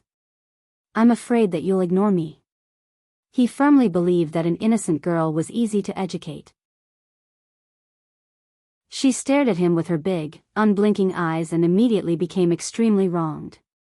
Her eyes became misty and big drops of tears flowed down. Her shoulders trembled and she choked with sobs. With this cry, Yu Qianqiu felt even more guilty. He immediately pulled her into his arms and let her tears drench his chest. He carefully patted her back and comforted her, "Don't cry, don't cry." In the end, the more he comforted her, the sadder she seemed to cry. She hid in his arms and sobbed, "I thought you didn't want me anymore." "Nonsense, how is that possible?" Yu Qianqiu coaxed her like he was coaxing a child. "The sisters in the family all say that you're now a great person in the cultivation world. You don't like a woman like me and won't want me anymore." Wu Lixue kept sobbing and complaining. It seemed like she had heard a lot of gossip. Damn it. Who's the one who's talking nonsense? Yu Qianqiu pushed her shoulders away with a murderous look and said fiercely, "Who's the one who said that? Bring me to her and I'll kill them all. Let's go now." He turned around and walked away as if he was really going to kill someone. With this scare, Wu Lixue immediately stopped crying. She grabbed him with one hand and panicked, "Don't. They're just saying it casually. Don't kill them." She grabbed him with one hand and held on to something in her other hand that was red and bright. She refused to let go. "They're just saying it casually.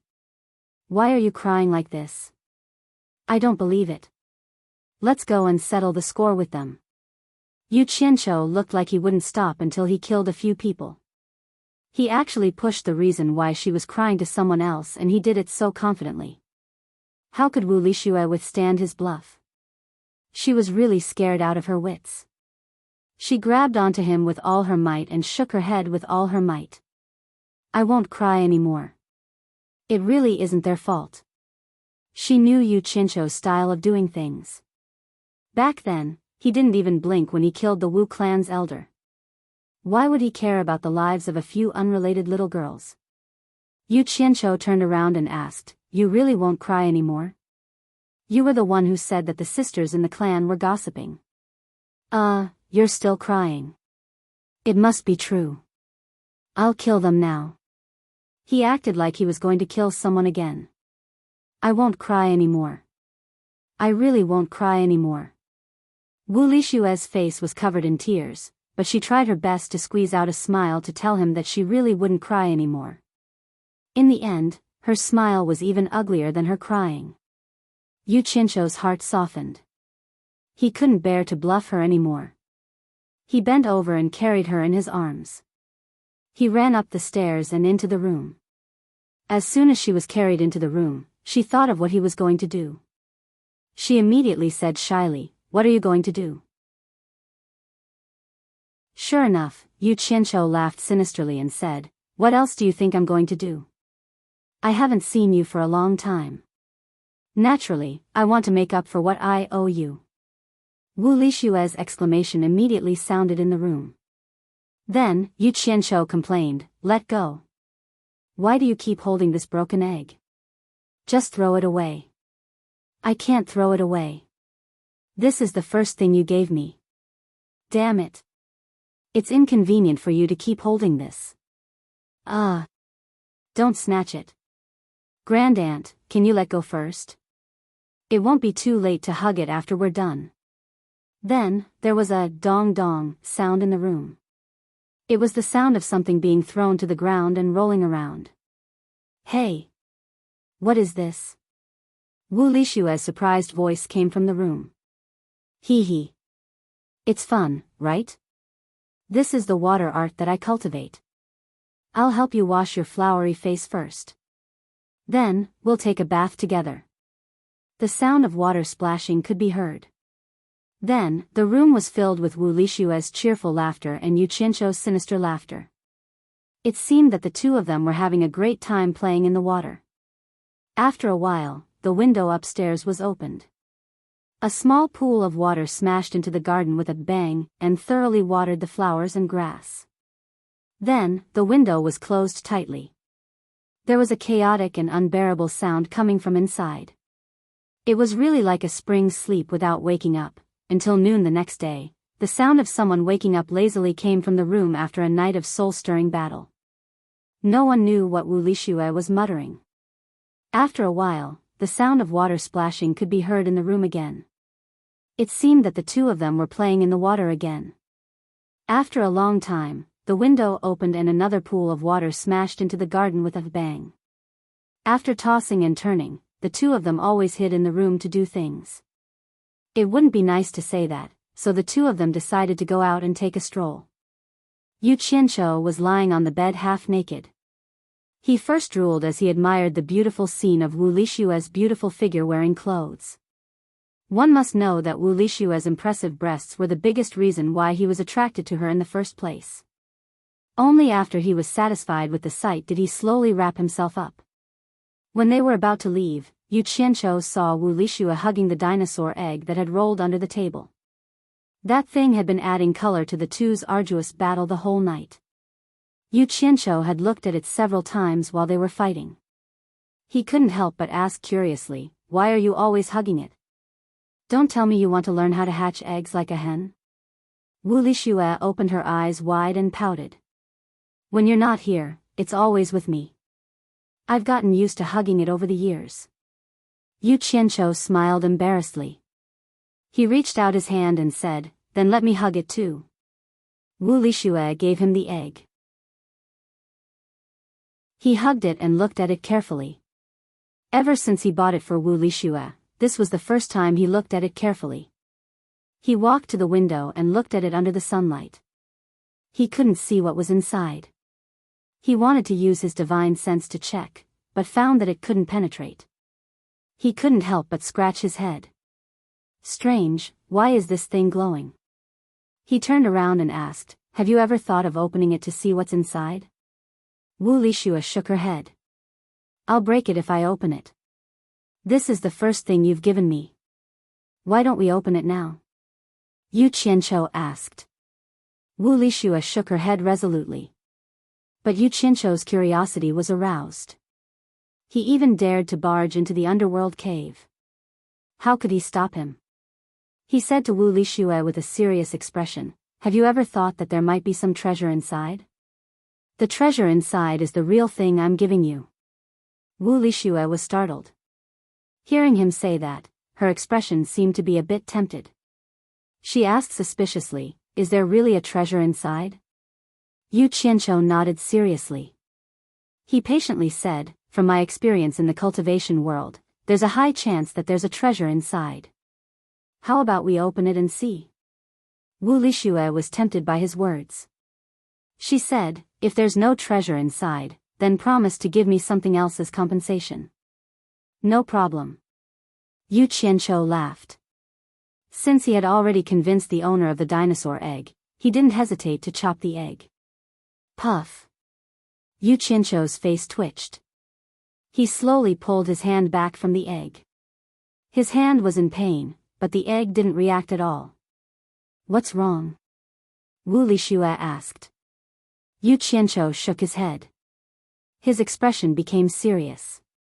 He began to pay attention to the dinosaur egg. With his current cultivation, even though he didn't use his full strength, his palm strike was enough to split open a large rock. Who would have thought that this thing would be so hard that it didn't react at all? He was now suspecting that this thing might actually be a treasure. In for a penny, in for a pound. Yu Qianqiu's temper flared up. He suddenly started punching and kicking the egg crazily. However, after a long time, the egg didn't react at all. It wasn't just Yu Qianqiu. Even Wu Lixue was shocked. She never thought of breaking this thing, so she didn't know it was so hard. In her mind, Yu Qianqiu was known as the #1 cultivator below the soul formation stage, so his cultivation level must be very high. Even a piece of black iron should have been deformed by his attacks, but this so-called egg didn't have any reaction at all.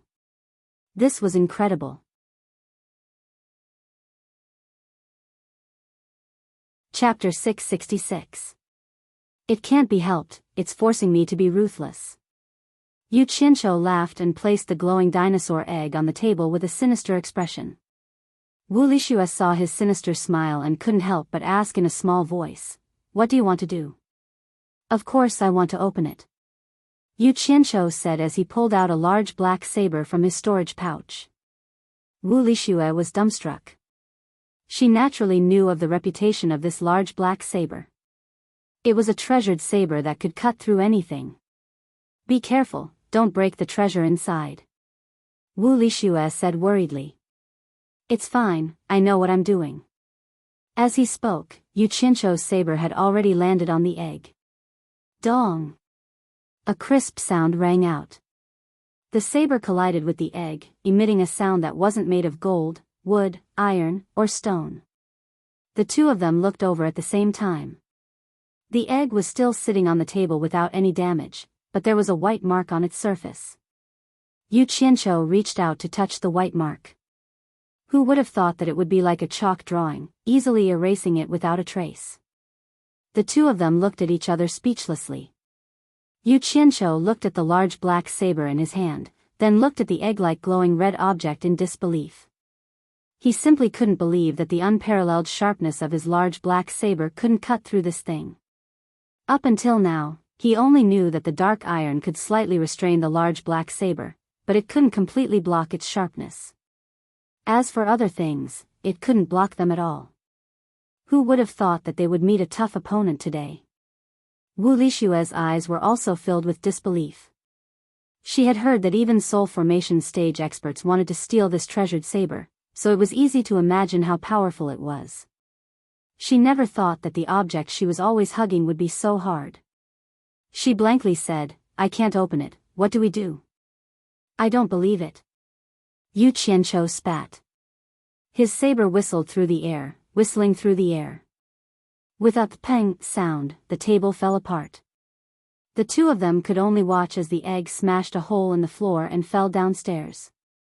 There wasn't much commotion above, but there was a loud bang below.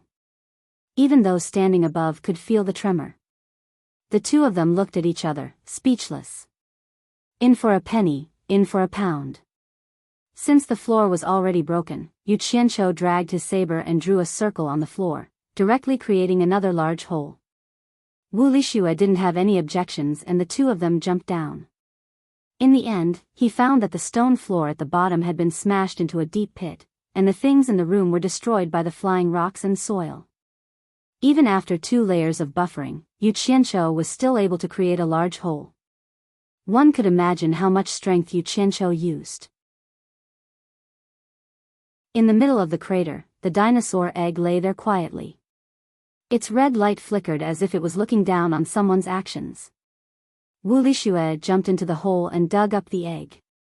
After the two of them examined it carefully, they found that the broken thing was still stable and undamaged, except for some dirt. Yu Qianqiu was speechless as he sheathed his broadsword.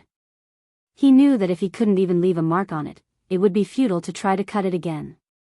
He had to think of another way. At this moment, the sound of many people rushing down could be heard from the garden outside. It was obvious that they had been attracted by the commotion here. Yu Qianqiu took the egg from Wu Lixue's hands and gave her a look, signaling her to send them away. Then, he scurried back through the hole on his head and hugged the egg to study it in the room. After a while, Wu Lixue hurriedly came back. When she entered the room, she was shocked and exclaimed, "What are you doing?" The room was flashing with green light. She saw Yu Qianqiu holding the egg with one hand. There was a brilliant green flame burning in his palm, wrapping around the egg in his hand and burning it. Yu Qianqiu tilted his head and chuckled, "Since I can't split it open, I'll use fire. If fire still doesn't work, I'll boil it in water. In any case, I'll try all kinds of methods and it might work. If it really doesn't work, I can only give up. Who knows what this thing is? In any case, it can't be an egg. There can't be such a hard egg in this world. Hee hee. Maybe it's some rare material for refining artifacts. One day, I'll show it to the world's #1 refining expert, old ancestor Nan Ming. Maybe he'll recognize what it is." Wu Lixue nodded and silently stood beside him to observe. In the end, after half a day, there was no reaction from the egg. The red light was still flashing, and even the color didn't change. Wu Lixue couldn't help but ask, "Is this going to work?" "Treasure, treasure, it really is a treasure." Yu Qianqiu clicked his tongue. Although he didn't know what it was, the big black knife couldn't split it open. Even the highest temperature of the condensed green fire couldn't burn it. Just based on these 2 points, this thing was definitely not ordinary. It wouldn't be too much to call it a treasure. "Let's boil it again." Yu Qianqiu did as he said. He opened his other hand, and clear water flowed out of his palm like a spring. But at this moment, the two of them exclaimed in unison, and their gazes focused on the egg. They saw that the strange thing that was being burned by the green fire suddenly stopped flashing red. After the last flash of red light, the red light solidified on the surface and didn't disappear anymore. It wasn't like before, where it kept flickering red and dark. However, the red light seemed to be stronger and brighter than before. Furthermore, it was getting more and more dazzling, illuminating the whole room in a bright red. What happened to it? Wu Lixue raised his hand to cover his eyes. It seems like burning it with fire is working. Continue burning it, I want to see what will happen. Yu Qianqiu put away the water that came out of his other hand. He squinted his eyes and continued to roast it with the green fire with an excited expression. However, when the red light was so strong that one couldn't look at it directly, the dazzling light started to recede, giving off a feeling that it had reached its peak. In the end, the red light became weaker and weaker. Slowly, the red ball that was being burned by the green fire turned into a black ball. The dazzling red light could no longer be seen, as if all the energy had been released. Wu Lixue's eyes widened, and he asked again, "What happened to it?" "You're asking me, but who am I supposed to ask?" Yu Qianqiu was speechless. Suddenly, his expression changed. He stared at the egg with his eyes wide open. He couldn't help but exclaim, and the green fire in his palm started to sway. Wu Lixue immediately asked, "What happened?" "What happened?" "It." Yu Qianqiu tilted his head to look at Wu Lixue blankly, and said in shock, "It seems to be absorbing my green fire."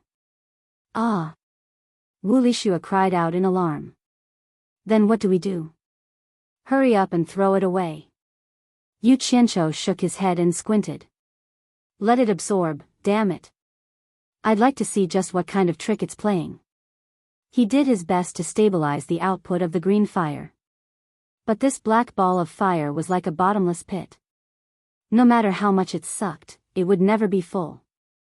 It consumed most of the green fire elemental energy stored in Yu Qianzhou's body, but it was still absorbing. The green fire elemental energy in his body probably wasn't enough. Yu Qianzhou was wondering if he should take this thing to Twilight Valley's lair of green fire to see just how long it could absorb and what it would become. Suddenly, the black fellow's absorption speed increased, and the green fire before him was visibly being devoured. Alarmed, Yu Qianzhou clenched his teeth and tried to pour out all the green fire in his body, but the black fellow seemed rather sensible. It knew that Yu Qianzhou didn't have much left and was embarrassed to ask for more, so it suddenly stopped absorbing. Damn! This fellow really knows how to play with people. Yu Qianzhou was speechless. After a while, there was still no reaction, so he used the green fire in his palm to roast it a few more times, but there really was no reaction. Had it been full? Yu Qianzhou suspiciously withdrew the green fire back into his body and stared motionlessly at the black fellow. Wu Lixue looked at the black egg and then back at him. Seeing the rich variety of expressions on his face, she didn't know what was going on that outsiders didn't know.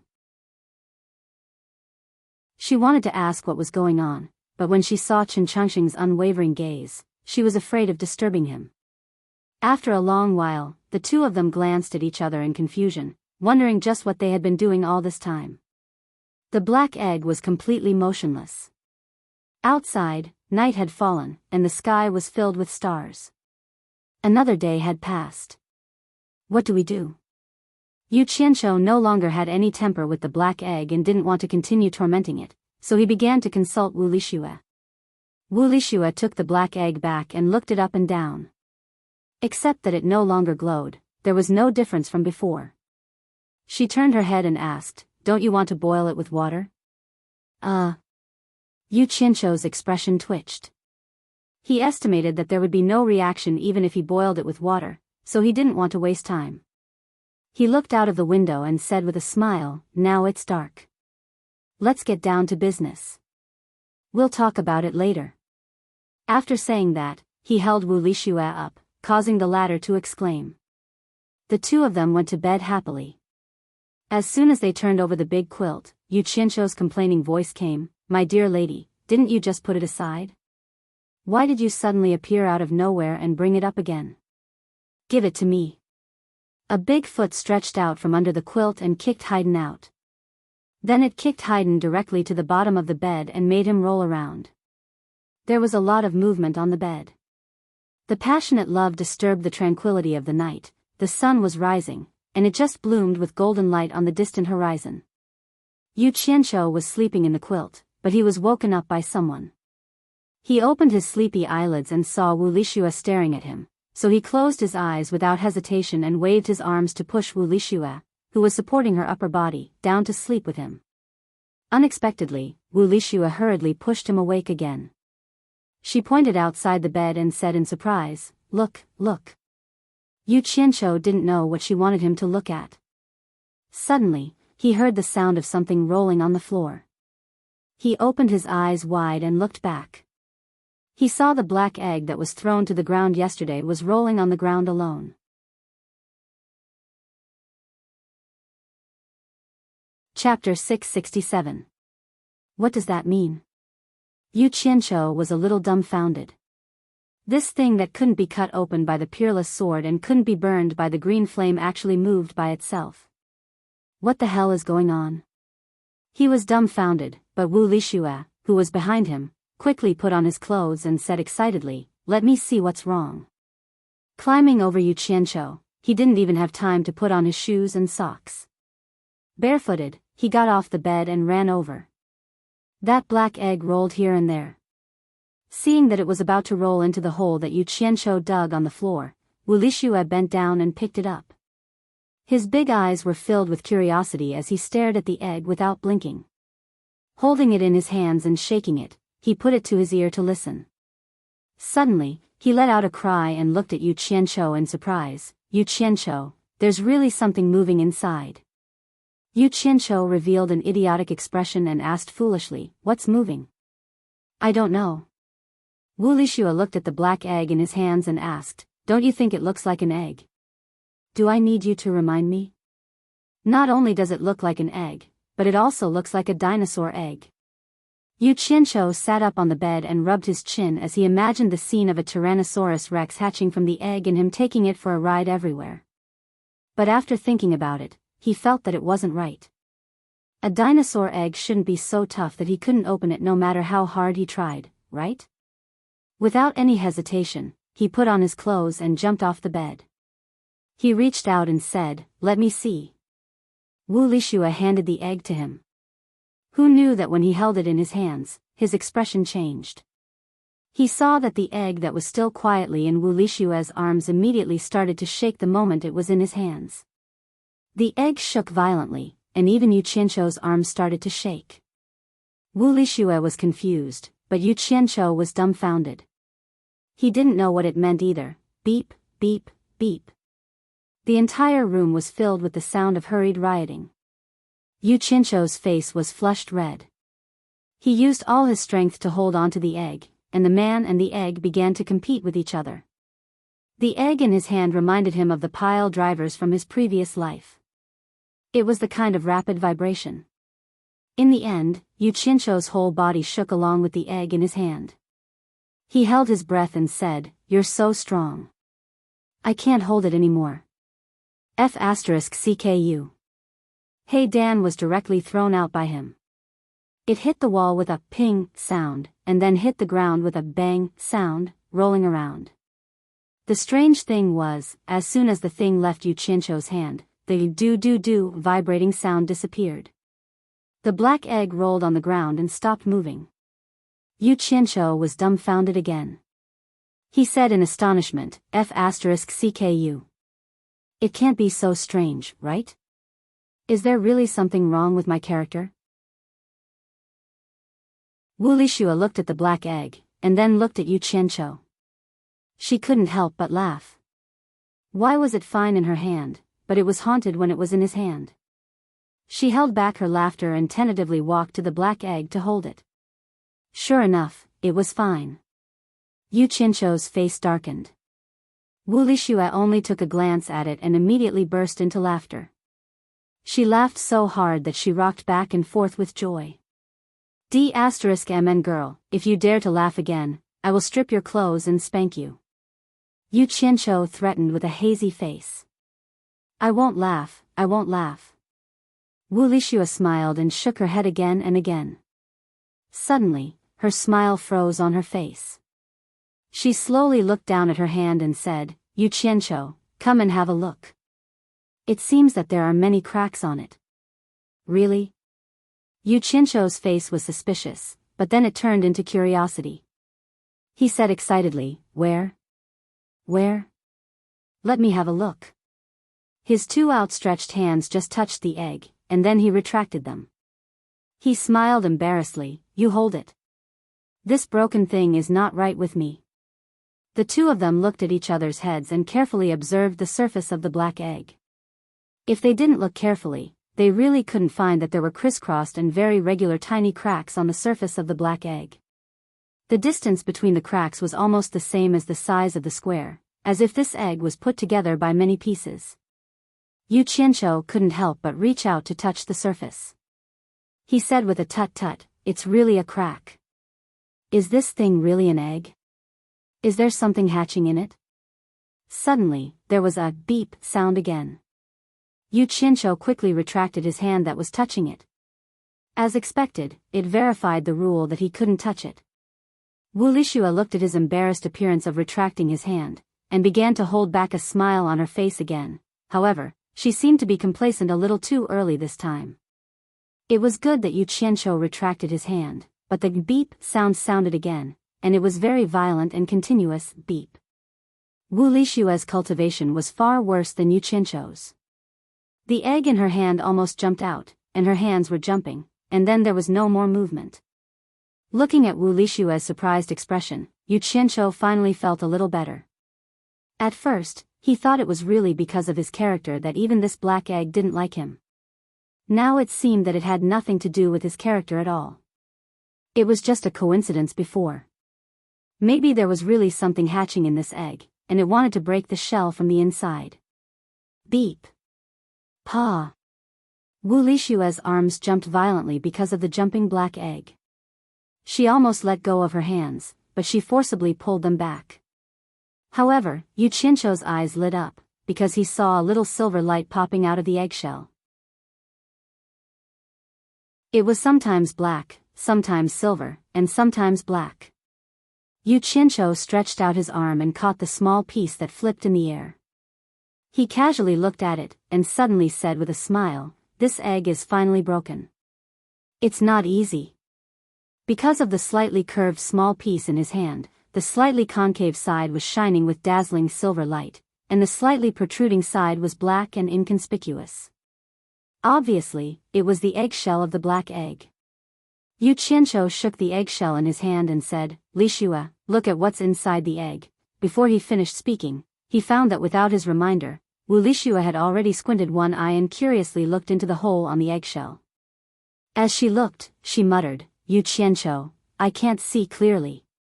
But it's really beautiful inside, as if there are many colorful stars shining. Let me take a closer look."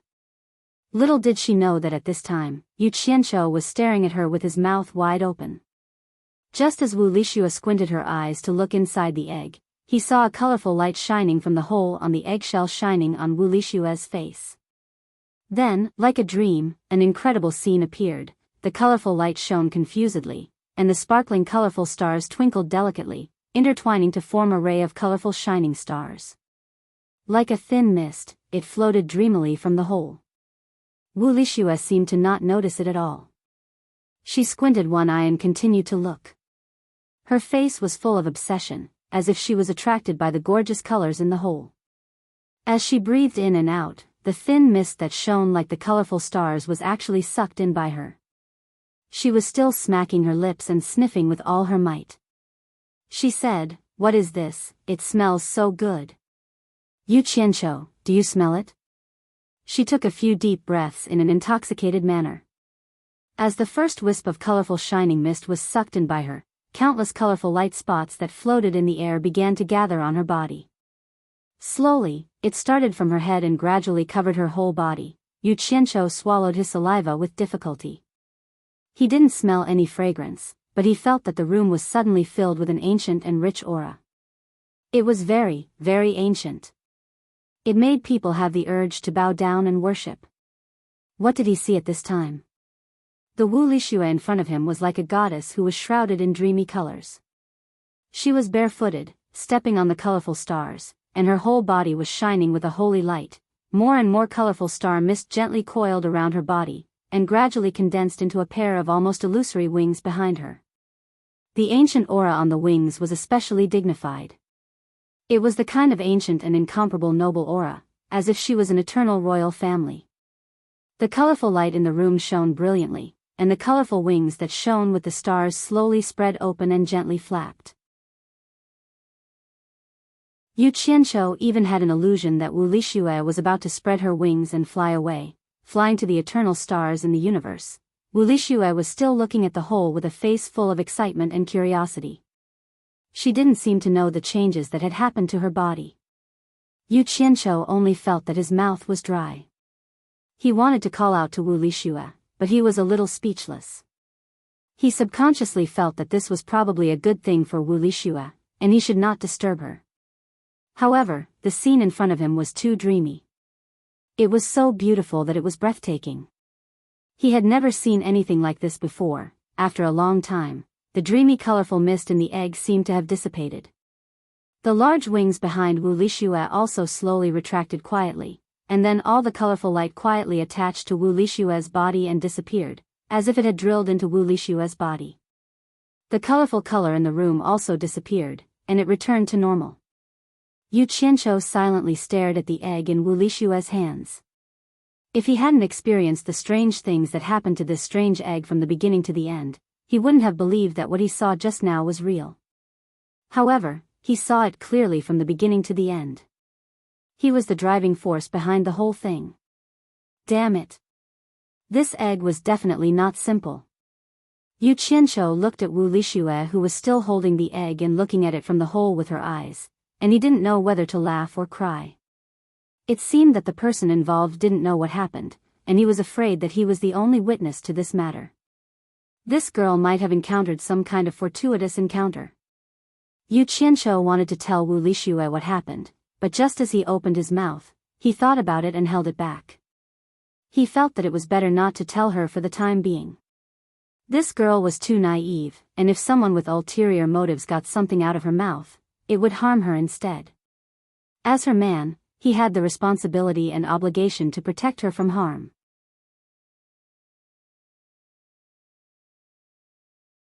Chapter 668. With this thought in mind, Yu Qianqiu decided not to mention what he had just seen, at least not to anyone in the short term. Otherwise, he did not know what would happen if word got out. He hoped that he could do his best to let her remain pure for the rest of her life and experience fewer troubles. Why are the colorful stars gone? Wu Lixue frowned and muttered. Then, she raised her head excitedly and shouted to Yu Qianqiu, I saw something inside, guess what it is? Yu Qianqiu silently looked at her, his eyes filled with love as he smiled and said, I'm guessing it's something with wings. Wu Lixue was stunned and asked in surprise, how do you know? Then, she squinted her eyes and continued to look. It has wings, but it is not moving, so I can't see what it is. It's moving, it's moving. Yu Qianqiu's interest was immediately piqued. He really wanted to see what was inside that caused such a miraculous scene. Just as he was about to reach out to hold the egg in Wu Lixue's hand, the entire egg suddenly became surrounded by a colorful halo, making a series of pa sounds and bursting with a dazzling light.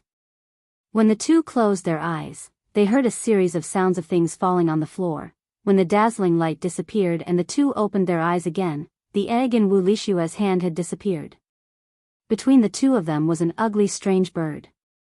Looking at it, it was flying proudly and arrogantly. Just the way it turned its head and looked around, it seemed to be saying, I finally broke out of the egg. Crow. The two of them exclaimed almost at the same time. Then, they looked at each other in shock, thinking that they had seen wrongly. Just think about it, after spending so much effort and so many strange things, a strange egg that took 2 days to hatch turned out to be a crow. Moreover, this crow was uglier than a crow. It was a crow that did not look alike. It basically had the outline of a crow and shiny black feathers, but there were 3 colorful feathers on its head. Its beak and claws were a dazzling gold, and the feathers on its head and neck glowed with a purplish-blue metallic luster. Its body seemed to be much wider than an ordinary crow's. 2 eyes brimming with intelligence blinked, but generally speaking, the closest bird was a crow. Wu Lixue was a little better. After all, she didn't see the shocking scene that happened to her. But Yu Qianqiu found it hard to accept that such a breathtaking and magnificent scene was actually a crow. How was this possible? The crow flapped its wings and looked around proudly, as if it could understand what the two of them were saying. When it heard the two of them exclaiming, crow, it seemed to have suffered a huge blow. It staggered and almost fell on the floor. Fortunately, it flapped its wings desperately and flew up. His head turned left and right, sizing up the two of them. His intelligent eyes were actually filled with grief and indignation, an indescribable desolation, as if he had been humiliated. The two of them were stunned by the crow's dramatic expression. Could it be that the crow could understand human speech? Yu Qianqiu looked at it carefully. It seemed to be quite different from a crow, but overall, it still looked like a crow. He then asked tentatively, what bird, can you understand what we're saying? The crow glared at him angrily and turned its head away arrogantly, as if it couldn't be bothered with him. Oh ho! Yu Qianqiu raised his 2 sleeves and threatened with a sinister expression, little bastard, you've got guts. You've just hatched and you dare to show off. If I let you flop around for another 2 days, you'll turn the sky upside down. Do you believe that I won't pluck your feathers right now and let you run naked on the ground? The crow flapped its wings and immediately turned around to glare angrily at them. The purplish-blue metallic feathers on its neck opened up, as if it wanted to fight it out with Yu Qianqiu. Feathered bastard, you're asking for a beating. Yu Qianqiu opened up his claws, wanting to grab it and beat it up. Wu Lixue, who was watching from the side, couldn't help but laugh. Seeing that he was really going to make a move, she immediately called out to stop him. Yu Qianqiu, don't hurt it. Seeing that she was protecting it, Yu Qianqiu retracted his outstretched hand and grinned. I was just trying to see if it could really understand us. From the looks of it, it really can. Hearing him say that, Wu Lixue's eyes lit up. From the crow's actions, it seemed like it could really understand human speech. Wu Lixue's eyes immediately lit up as she looked at the crow. Suddenly, her nose twitched and she said, Yu Qianqiu, do you smell that? It smells so good. It's the fragrance I smelled just now. Ever since the crow came out, the room had been filled with a strange fragrance. It was just that his attention had been focused on the crow and he had not noticed it. Now that Wu Lixue mentioned it, Yu Qianqiu sniffed it. It was indeed very fragrant, like musk or orchids. He could not describe the fragrance, but it made him feel refreshed. The crow flapped its wings and looked around. Suddenly, it landed on Wu Lixue's shoulder and rubbed its head intimately on her hair. Wu Lixue was tickled by it and could not help but giggle. She raised her hand and stroked its smooth feathers. The crow's expression immediately became peaceful. Yu Qianqiu rubbed his chin and looked at the bird. No matter how he looked at it, he did not feel comfortable. A beautiful lady with a crow perched on her shoulder, it was indeed a strange sight. His gaze was suddenly attracted by the shiny silver eggshells on the floor. He walked around the room and picked up all the eggshells that were scattered on the floor. Every time he picked up a piece, he would secretly circulate his energy to test it. In the end, he found that it was still extremely hard. With his level of cultivation, he could not do anything to these eggshells. After testing it, he was a little shocked. He thought that the eggshells had softened after hatching, but he did not expect them to still be so hard. Just think about it, he could not open them even after spending so much effort, but this stupid crow managed to open them. How strong was this stupid bird? Yu Qianqiu looked at the crow solemnly. It was said that one could not judge a person by their appearance, but he did not expect that birds could not be judged by their appearance either. It looked ugly, but it was actually quite capable. Yu Qianqiu started to ponder. What kind of bird was this? After thinking about it, he even searched through some of the myths and legends, but he could not think of any bird that looked like a crow. But one thing was for sure, it was definitely not an ordinary bird. It could be seen from the movements it made earlier. He had just kept the eggshells when he suddenly heard a concentrated pu-pu sound coming from the air outside. The two of them looked at each other and did not know what had happened. They walked to the window and opened it. They saw countless different kinds of birds circling in the sky, and there were more and more of them coming from afar. What's the meaning of this? Yu Qianqiu was puzzled. In a flash, he directly jumped out of the window and flew to the roof of the quiet guest house. Wu Lixue also rushed up. The two of them looked around and were instantly stunned. The Wu clan was originally located in the vast mountains, so there was naturally no lack of all kinds of birds in the surrounding forest. But now, the sky above the Wu clan was currently filled with thousands of different kinds of birds, filled with all kinds of chirping sounds. The spectacular colorful scene floated in the sky like flowing clouds. At this moment, not only the two of them, but the entire Wu clan had also come out. They all stared at the sky in astonishment, not knowing what had happened. The cultivators of the various sects on Hat Island were also looking at the Wu clan from afar, and all of them were amazed. Wu Sihai led a few Wu clan elders and flew to the Wu clan's defensive sentry tower. The disciples on the sentry tower did not know what to do. Their duty was to stop people who trespassed into the Wu clan, but there was no such thing as stopping birds that trespassed into the Wu clan. Seeing that the clan head had arrived, they immediately asked the clan head if they should drive them away. Wu Sihai looked around and looked into the distance. He saw that there was a continuous flow of all kinds of birds coming from the dense forest, forming a trend that covered the sky and the sun. It made one's scalp go numb. The elders looked at each other. They had seen all kinds of birds, but no one had seen so many birds gathered together. It was simply a great spectacle. Wu Sihai looked at the densest flock of birds in the sky. He did not know what attracted them there, and they were circling below the quiet guest house. Wu Sihai's gaze suddenly focused, and he saw Yu Qianqiu and Wu Lixue on the roof of the quiet guest house. The two of them were pointing at the birds above their heads. Wu Sihai's immediate judgment was that this matter was definitely caused by Yu Qianqiu. This was because this fellow would cause a commotion no matter where he went. Even if someone told Wu Sihai that this matter had nothing to do with Yu Qianqiu, Wu Sihai would not believe it. He did not believe that this fella had nothing to do with Yu Qianqiu during normal times. It would be strange if this matter had nothing to do with him. There's no need to drive them away. Nothing will happen. Wu Sihai instructed the disciples on the sentry tower, but you all have to be vigilant. Be careful of people trying to fish in troubled waters. Although the disciples on the sentry tower did not know why he was so sure that nothing would happen, they still obeyed the order and retreated. Women were naturally fond of small animals, and birds with colorful and beautiful feathers were more attractive to them.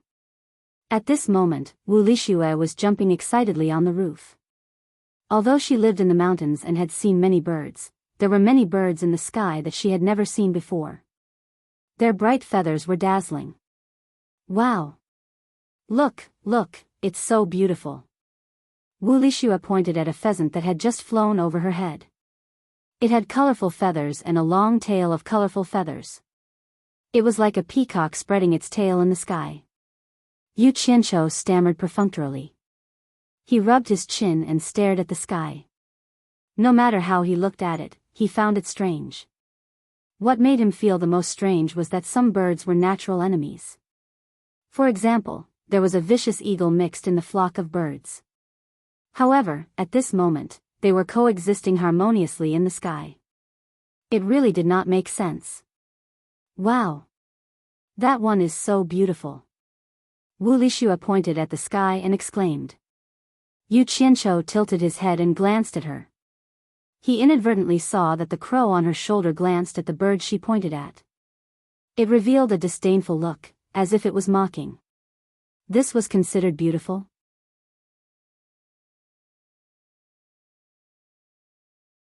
Chapter 669. Yu Qianqiu couldn't help but chuckle. Why did it feel like this crow was jealous? You think you're worthy of mocking others with your black feathers? Xiao Xiao was stunned again. Looking at the flock of birds in the sky, and then at the crow, she couldn't help but reveal a face full of suspicion. Could it be that it attracted all these birds? The more she thought about it, the more likely it seemed. The scene of the crow's birth was too eye-catching. It probably wasn't impossible for it to attract tens of thousands of birds. Otherwise, it wouldn't make sense for a flock of birds to come and congratulate it the moment it appeared. Looking at the various birds chirping happily overhead, it seemed like they were here to celebrate. I say, crow, think of a way to make them disperse. It's too rude to block others from sunbathing. Yu Qianqiu said tentatively. In the end, when the crow heard this, it shook on Wu Lixue's shoulder and staggered, almost losing its balance. It glared angrily at Yu Qianqiu, seeming to be very disgusted by someone calling it a crow. Wu Lixue turned around and asked in surprise, You said it can disperse the flock of birds in the sky? Yu Qianqiu shrugged, indicating that he couldn't be sure. The crow seemed to be very unhappy with Wu Lixue's belittling of its abilities. Its originally disdainful eyes suddenly became bright and spirited. It stared at the flock of birds in the sky, its body faintly glowing with vibrant colors. Yu Qianqiu was slightly surprised. The crow was still the same crow, but he suddenly felt that its aura was different. Such a small fellow actually had a domineering aura. At this moment, the birds in the sky suddenly disrupted their circling formation and began to descend one after another. In the blink of an eye, all the birds in the sky disappeared. Only feathers of various colors slowly floated down. With quiet guest house as the center, there were all kinds of birds everywhere, densely covering every visible corner. Even the roof where the two of them were standing was filled with them. The two of them didn't dare to move recklessly, afraid that if they moved, they would trample a few to death.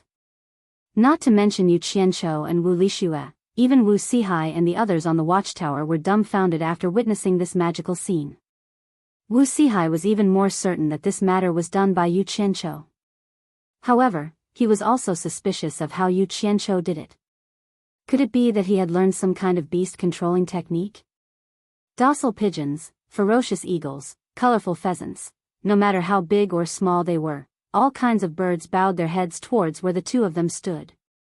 Wu Lixue looked at the proud crow perched on his shoulder, his mouth agape in shock. She wasn't an idiot. She naturally understood that it wasn't her or Yu Qianqiu who made the birds submit, but the crow on her shoulder. Yu Qianqiu looked around at the colorful birds with their heads lowered. An idea flashed through his mind. He remembered an ancient legend from his previous life. Legend has it that there was a kind of divine bird that could make a flock of birds bow down to it. Because of this, a beautiful idiom came into being, which was called, 100 birds bow down to the phoenix.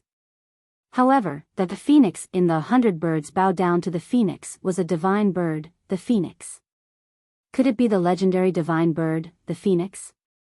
Yu Qianqiu's mind was filled with doubts. If he only saw the scene of its birth and not the crow itself, Yu Qianqiu wouldn't doubt that it was a phoenix, because the scene was very eye-catching. But if someone said that this bird that looked like a crow was a phoenix, he wouldn't believe it even if he was beaten to death. Legend has it that the phoenix was the most beautiful and noble divine bird. Just like the qilin, both male and female were collectively referred to as the phoenix.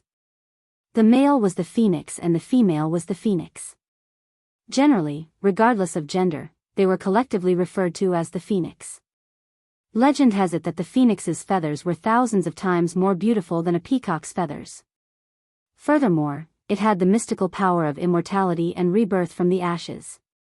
Because of this, another beautiful idiom came into being, which was called Phoenix's Nirvana. In short, the phoenix was the supreme existence among all the mythical birds. It was immortal and had eternal life. These myths and legends, Yu Qianqiu was very familiar with them in his previous life. Therefore, he immediately denied the possibility that this black-feathered crow was a phoenix. He couldn't help but think of the Wu clan's auction. At that time, it was said that the glowing egg was the egg of a vermilion bird. Could this crow be the legendary vermilion bird?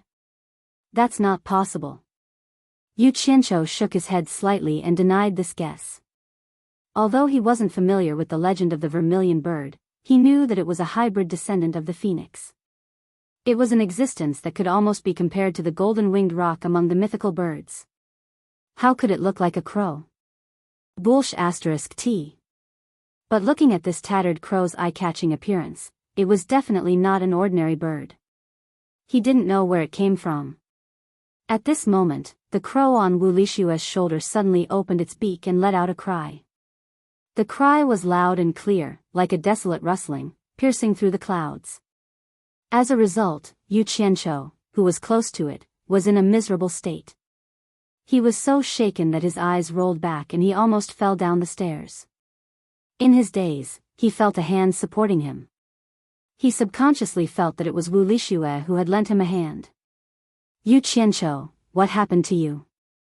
Amidst the anxious cries, Yu Qianqiu shook his head and gradually woke up. However, his ears were still buzzing. He squeezed out a smile with a pale face and shook his head at Wu Lixue, indicating that he was fine. Looking around, the flock of birds had already disappeared, leaving only colorful feathers on the ground. In the distance, there was a dense group of flying figures escaping into the forest. Then, he looked at the crow on Wu Lixue's shoulder. It was staring at him with a mocking gaze, as if it was a punishment for him calling it a crow. Yu Qianqiu's expression twitched. It was really hard to believe that this little guy would scare people the moment he opened his mouth. It was really amazing with a single brilliant feat. The power seemed to be almost on par with Bai Changchun's cold snort. Or maybe it was the result of him standing too close. If he hadn't seen it with his own eyes, he wouldn't have imagined that the sound that almost knocked him unconscious was the result of this stupid crow's cry. Then, he saw Wu Lixue holding his arm with a worried expression, but it seemed like she was completely fine. Yu Qianqiu immediately glared at the crow angrily. This was definitely revenge. Otherwise, how could Wu Lixue, whose cultivation was lower than his, be completely fine while he was almost knocked unconscious? Yu Qianqiu and the crow on Wu Lixue's shoulder looked at each other. The former's eyes were filled with anger, while the latter's eyes were filled with ridicule. Little did they know that Wu Sihai and the others in the sentry tower in the distance were staring at them in shock. The crow's cry had driven away all the birds, immediately attracting their attention. Based on their experience, they could immediately tell that the crow on Wu Lixue's shoulder was not an ordinary crow. At the very least, it was not an ordinary crow. It might even be a legendary spirit beast. That was an existence comparable to a soul formation cultivator. Could it be a spirit beast that Yu Qianqiu gave to Shuai?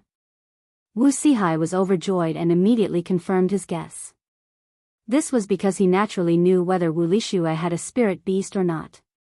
The only possibility was that Yu Qianqiu had given it to her. Otherwise, how could he be so generous as to give a spirit beast to someone else so casually? Thinking of this, Wu Sihai's heart was filled with relief. It seemed like it was not in vain that he had tried to matchmake Shuai with him. This brat still had a bit of a conscience. You've all seen what happened with your own eyes. The news that should be kept under wraps must be kept under wraps. The reason for announcing it to the public must also be comprehensive. Don't make a fuss that can't be justified. Wu Sihai turned around and said to an elder beside him. The joy on the elder's face had yet to fade. What a joke. With a spirit beast in the family, it was equivalent to having a soul formation cultivator. He immediately cupped his hands and said, "Rest assured, Patriarch. I'll make the arrangements immediately." With that said, he quickly flew away. Yu Qianqiu's furious gaze shifted away from the crow. He thought to himself, just you wait, there's a chance to settle this score. With a flash, he rushed back to his room. Wu Lixue stroked the crow on his shoulder and stuck out his tongue, as if saying, "You've caused trouble." Then, he also rushed back to his room. As soon as he returned to his room, he saw Yu Qianqiu lying on the bed with his legs crossed.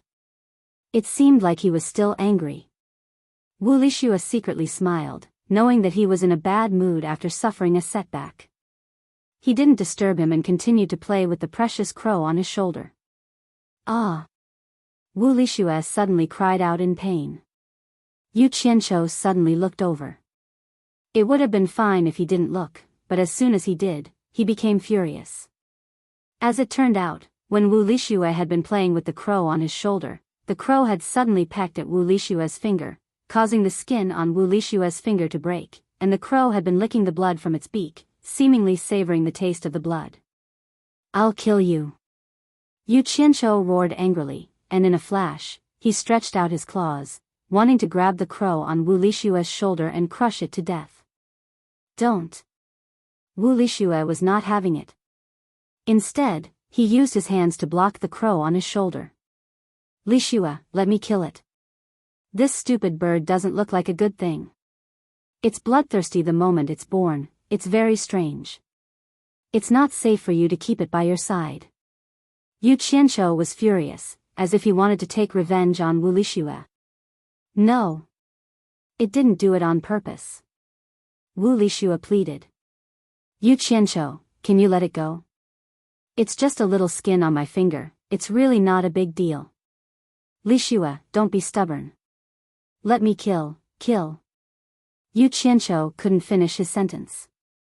The crow on Wu Lixue's shoulder had closed its eyes that were filled with intelligence, and the 3 colorful feathers on its head were actually emitting a faint rainbow glow. What was it doing? Wu Lixue also noticed this strange phenomenon, and both of them were stunned. There were too many miraculous things about this crow, and it was beyond their imagination. Yu Qianqiu's anger disappeared just like that.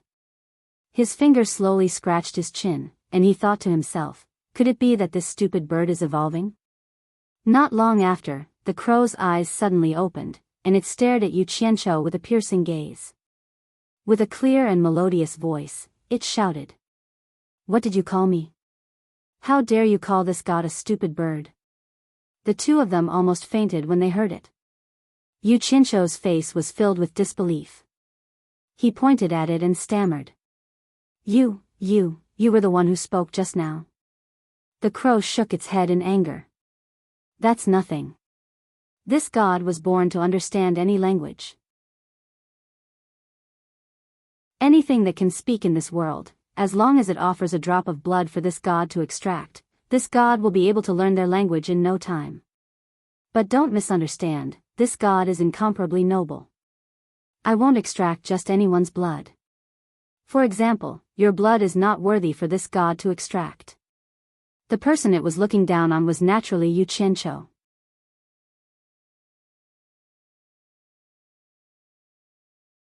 Chapter 670. However, Yu Qianqiu did not seem to mind its words of disdain, instead staring at it suspiciously, sizing it up. The crow snorted coquettishly. What's wrong? Dumbfounded. You've never seen a bird that can talk like this god, right? Wu Lixue was dumbfounded, her hands covering her mouth in shock. Yu Qianqiu raised an eyebrow, his gaze sweeping across the crow's chest and between its legs. Suddenly, he asked weakly, from your voice, it sounds like a woman's voice. Are you a female? Shameless fellow. The crow's voice was filled with humiliation, its wings covering its chest, looking like a woman who had discovered that she was being peeped on by a man. Haha. Yu Qianqiu laughed evilly, waving his hands. Don't worry, even if you're a female, I'm not interested in birds. A whole body of black fur, there's nothing much to look at. The crow immediately buried its head into Wu Lixue's ear, saying, Shui, you have to control your man. It called me Shui. Wu Lixue felt like she was dreaming, looking at the wound on her finger, she was speechless. Haha. You really act like a woman. Yu Qianqiu circled around Wu Lixue twice, but he was actually looking at the bashful bird. He clicked his tongue and said, if I hadn't seen the scene of your birth, I would have thought that Brother Ba was mimicking you. But there's nothing strange about that. What has this great master not seen before, let alone a talking crow like you? This great master has even seen a talking dragon. The crow's head suddenly lifted up, looking at Yu Qianqiu curiously. You've seen a dragon? Is there a dragon here? That can't be. Dragons are supreme beasts, how could they appear in the mortal world so easily? This great master can say anything, but I don't know how to lie. Do you think I'll lie to a crow like you? Yu Qianqiu waved his hands disdainfully, asking, tell me the truth, what kind of bird are you? You don't seem like an ordinary crow. Could it be the legendary vermilion bird? I'm warning you, you're not allowed to call this god a crow in the future. This god is incomparably noble, how can a crow compare to it? As for the vermilion bird, although it's a close relative of mine, it hasn't reached the level of a divine beast. At most, it's a top-notch immortal beast. After the crow waved its single wing in warning, it puffed up its chest and said proudly, dragons are the supreme divine beasts among the beasts, and I am the supreme divine beast among the birds. My bloodline is incomparably noble. I don't drink unless it's morning dew, I don't eat unless it's tender bamboo, and I don't perch unless it's 1,000-year-old parasol tree. I am the phoenix. Phoenix? You said you're a phoenix? Yu Qianqiu pointed at the crow with his mouth agape, and after a moment of daze, he suddenly laughed out loud, rocking back and forth as he said, a black and swarthy crow like you dares to call yourself a phoenix, aren't you afraid of biting your tongue? You are not allowed to call this god a crow. The crow said angrily, what right do you have to say that this god is not a phoenix? Yu Qianqiu laughed so hard that tears almost flowed out of his eyes, waving his hands and saying, I'm laughing so hard my stomach hurts. Forget it, I'm not going to argue with you anymore. If you say you're a phoenix, then you're a phoenix. You dare to look down on me? The crow was really angry now. Wu Lixue listened to the conversation between the man and the bird, and the more she listened, the more confused she became, asking, what are you two talking about? What is a phoenix? Standing on her shoulder, the crow stumbled again, staring at her with an aggrieved look and said, Shua, have you never heard of us phoenixes? Wu Lishua thought for a moment, her face full of confusion as she said, I only remember that the legends say that the vermilion bird is the supreme divine bird, but I've never heard of a bird called a phoenix. Yu Qianzhou was slightly taken aback, hearing Wu Lishua's words. He really had not heard of the legends of phoenixes in this world, and the only reason he knew about them was because he had the memories of his past life. The crow lowered its head weakly, muttering to itself, could it be that no phoenix has ever descended in this world? That's impossible. My mother should have descended in this world before.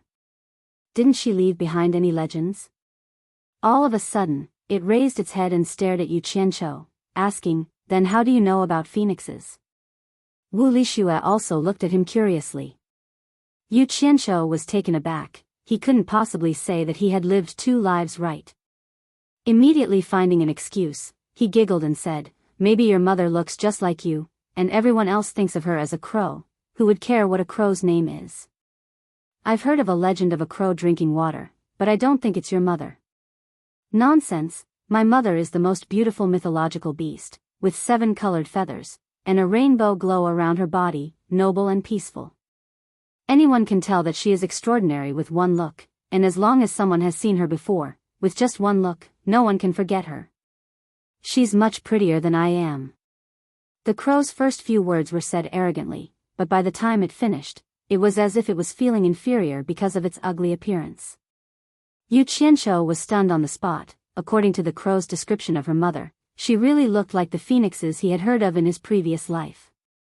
But thinking about it, he snorted coldly, who are you trying to fool? When your mother gave birth to you, you were in the egg, how could you have seen your mother? Wu Lishua nodded in agreement with Yu Qianzhou's words, saying to the crow, don't lie. There's nothing wrong with being a crow. I won't look down on you. The crow immediately fell onto Wu Lishua's neck, weakly getting up and explaining, our phoenix race, the reason why our bloodline is so noble is because we are born with the bloodline of our parents, and we are immortal, that's why we are noble. The reason why I am like this now is because I am still a young phoenix, although I only remember a small part of the memories my parents left me, but every time I go through a tribulation, I will be able to unlock another part of my memories, and my strength will increase greatly, and my appearance will become more beautiful. After going through 9 tribulations and being reborn 9 times, I will be able to unlock all my memories, and with my strength and memories, I will be able to find my way back to the divine realm. Is that so?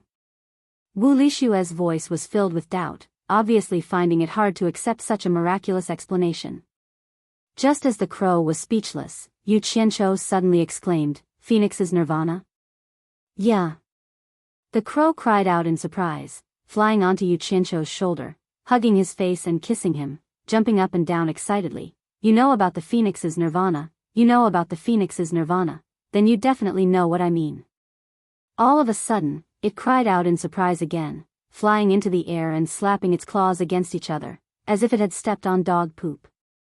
Am I that dirty? After eating my tofu, you still think I'm dirty? Damn! Yu Qianzhou's face immediately darkened. Wu Lishua giggled as she covered her mouth, and the crow landed back on her shoulder, saying apologetically to Yu Qianzhou, my phoenix clan is noble and unsullied, we do not drink unless it is morning dew, we do not eat unless it is tender bamboo, and we do not perch unless it is 1,000-year parasol tree. I was too excited just now, that's why I perched on your shoulder, please don't misunderstand, I didn't mean anything else. Yu Qianzhou's face darkened, pointing at Wu Lishua and saying, didn't you say that you do not perch unless it is 1,000-year parasol tree? Then why are you always on Shue's shoulder? The crow shook its head and said, I don't know the reason, but I feel that Shui is more noble than 1,000-year parasol tree, it's an instinctive choice, it shouldn't be wrong. Yu Qianzhou started, suddenly recalling the scene of Wu Lishua growing a pair of fantasy star wings on her back. He could roughly guess the reason, but it wasn't convenient for him to tell Wu Lishua now. Changing the topic, he said, according to what you said, since your mother came here before, why are there no legends of the phoenix here? Could it be that no one has ever seen her? Also, why did your mother give birth to you here? Couldn't she have just given birth to you in that divine realm? Why did she have to let you go through 9 tribulations to find your way home? Isn't your mother too cruel? Wu Lixue nodded repeatedly, also feeling that the crow's mother was too cruel. Who knew that the crow would ask in return? Who said that there are no legends of the phoenix here? Don't you know? Yu Qianqiu was speechless. This question was really hard to answer. The crow continued, our phoenix race is immortal. If we could give birth to descendants at will, wouldn't we be able to see phoenixes everywhere? The birth of us phoenixes must follow the great Tao. Not just any phoenix can give birth to a descendant at will. I vaguely remember that the reason my mother came here was to follow the great Tao's will, to bring something here. As for me being born here, it is also because of the great Tao's will.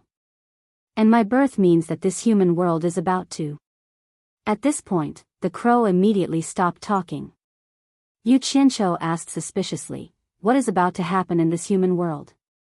Great change or great chaos? The crow choked for a moment, then shook its head and said, I can't say that. Revealing the heavenly secrets will result in a terrible fate. Bullshit heavenly secrets. Yu Qianqiu rolled his eyes. In truth, he didn't believe in such things at all, he only believed in his own hard work. Suddenly, he seemed to have thought of something, and his eyes lit up as he asked, do you remember what treasure your mother brought with her? The crow shook its head and said, I don't know, I just have this impression. Yu Qianqiu was very interested in that divine realm treasure, but who knew that this crow didn't know about it? He couldn't help but feel a little disappointed. Looking at the crow with waning interest, he shook his head and said, Phoenix? I didn't think that a young phoenix would look like a crow. After some understanding, he basically believed that this crow was a phoenix. If you call me crow again, I won't give schwa or face, I'll teach you a lesson. The crow said angrily. Yu Qianqiu snorted coldly and said, teach me a lesson? With just you? Even if you're a phoenix, you're just a little phoenix that hasn't grown up yet, and looks like a crow. You actually dare to shout at me. If I knew you were so heartless, would have let you stay in the egg, I wouldn't have bothered to hatch you. This time, the crow didn't get angry, instead asking curiously, you hatched me? How did you hatch me out of this world? For us phoenixes to break out of our eggs, we have to go through 9 days and 9 nights of intense fire, and even if the fire is small, it won't do. This can be considered as our first tribulation. Did you use fire to burn me for 9 days and 9 nights? How did you know this secret? You're tuning into the Romantic Tales YouTube channel. Don't forget to subscribe and join us on this journey to catch the most captivating stories.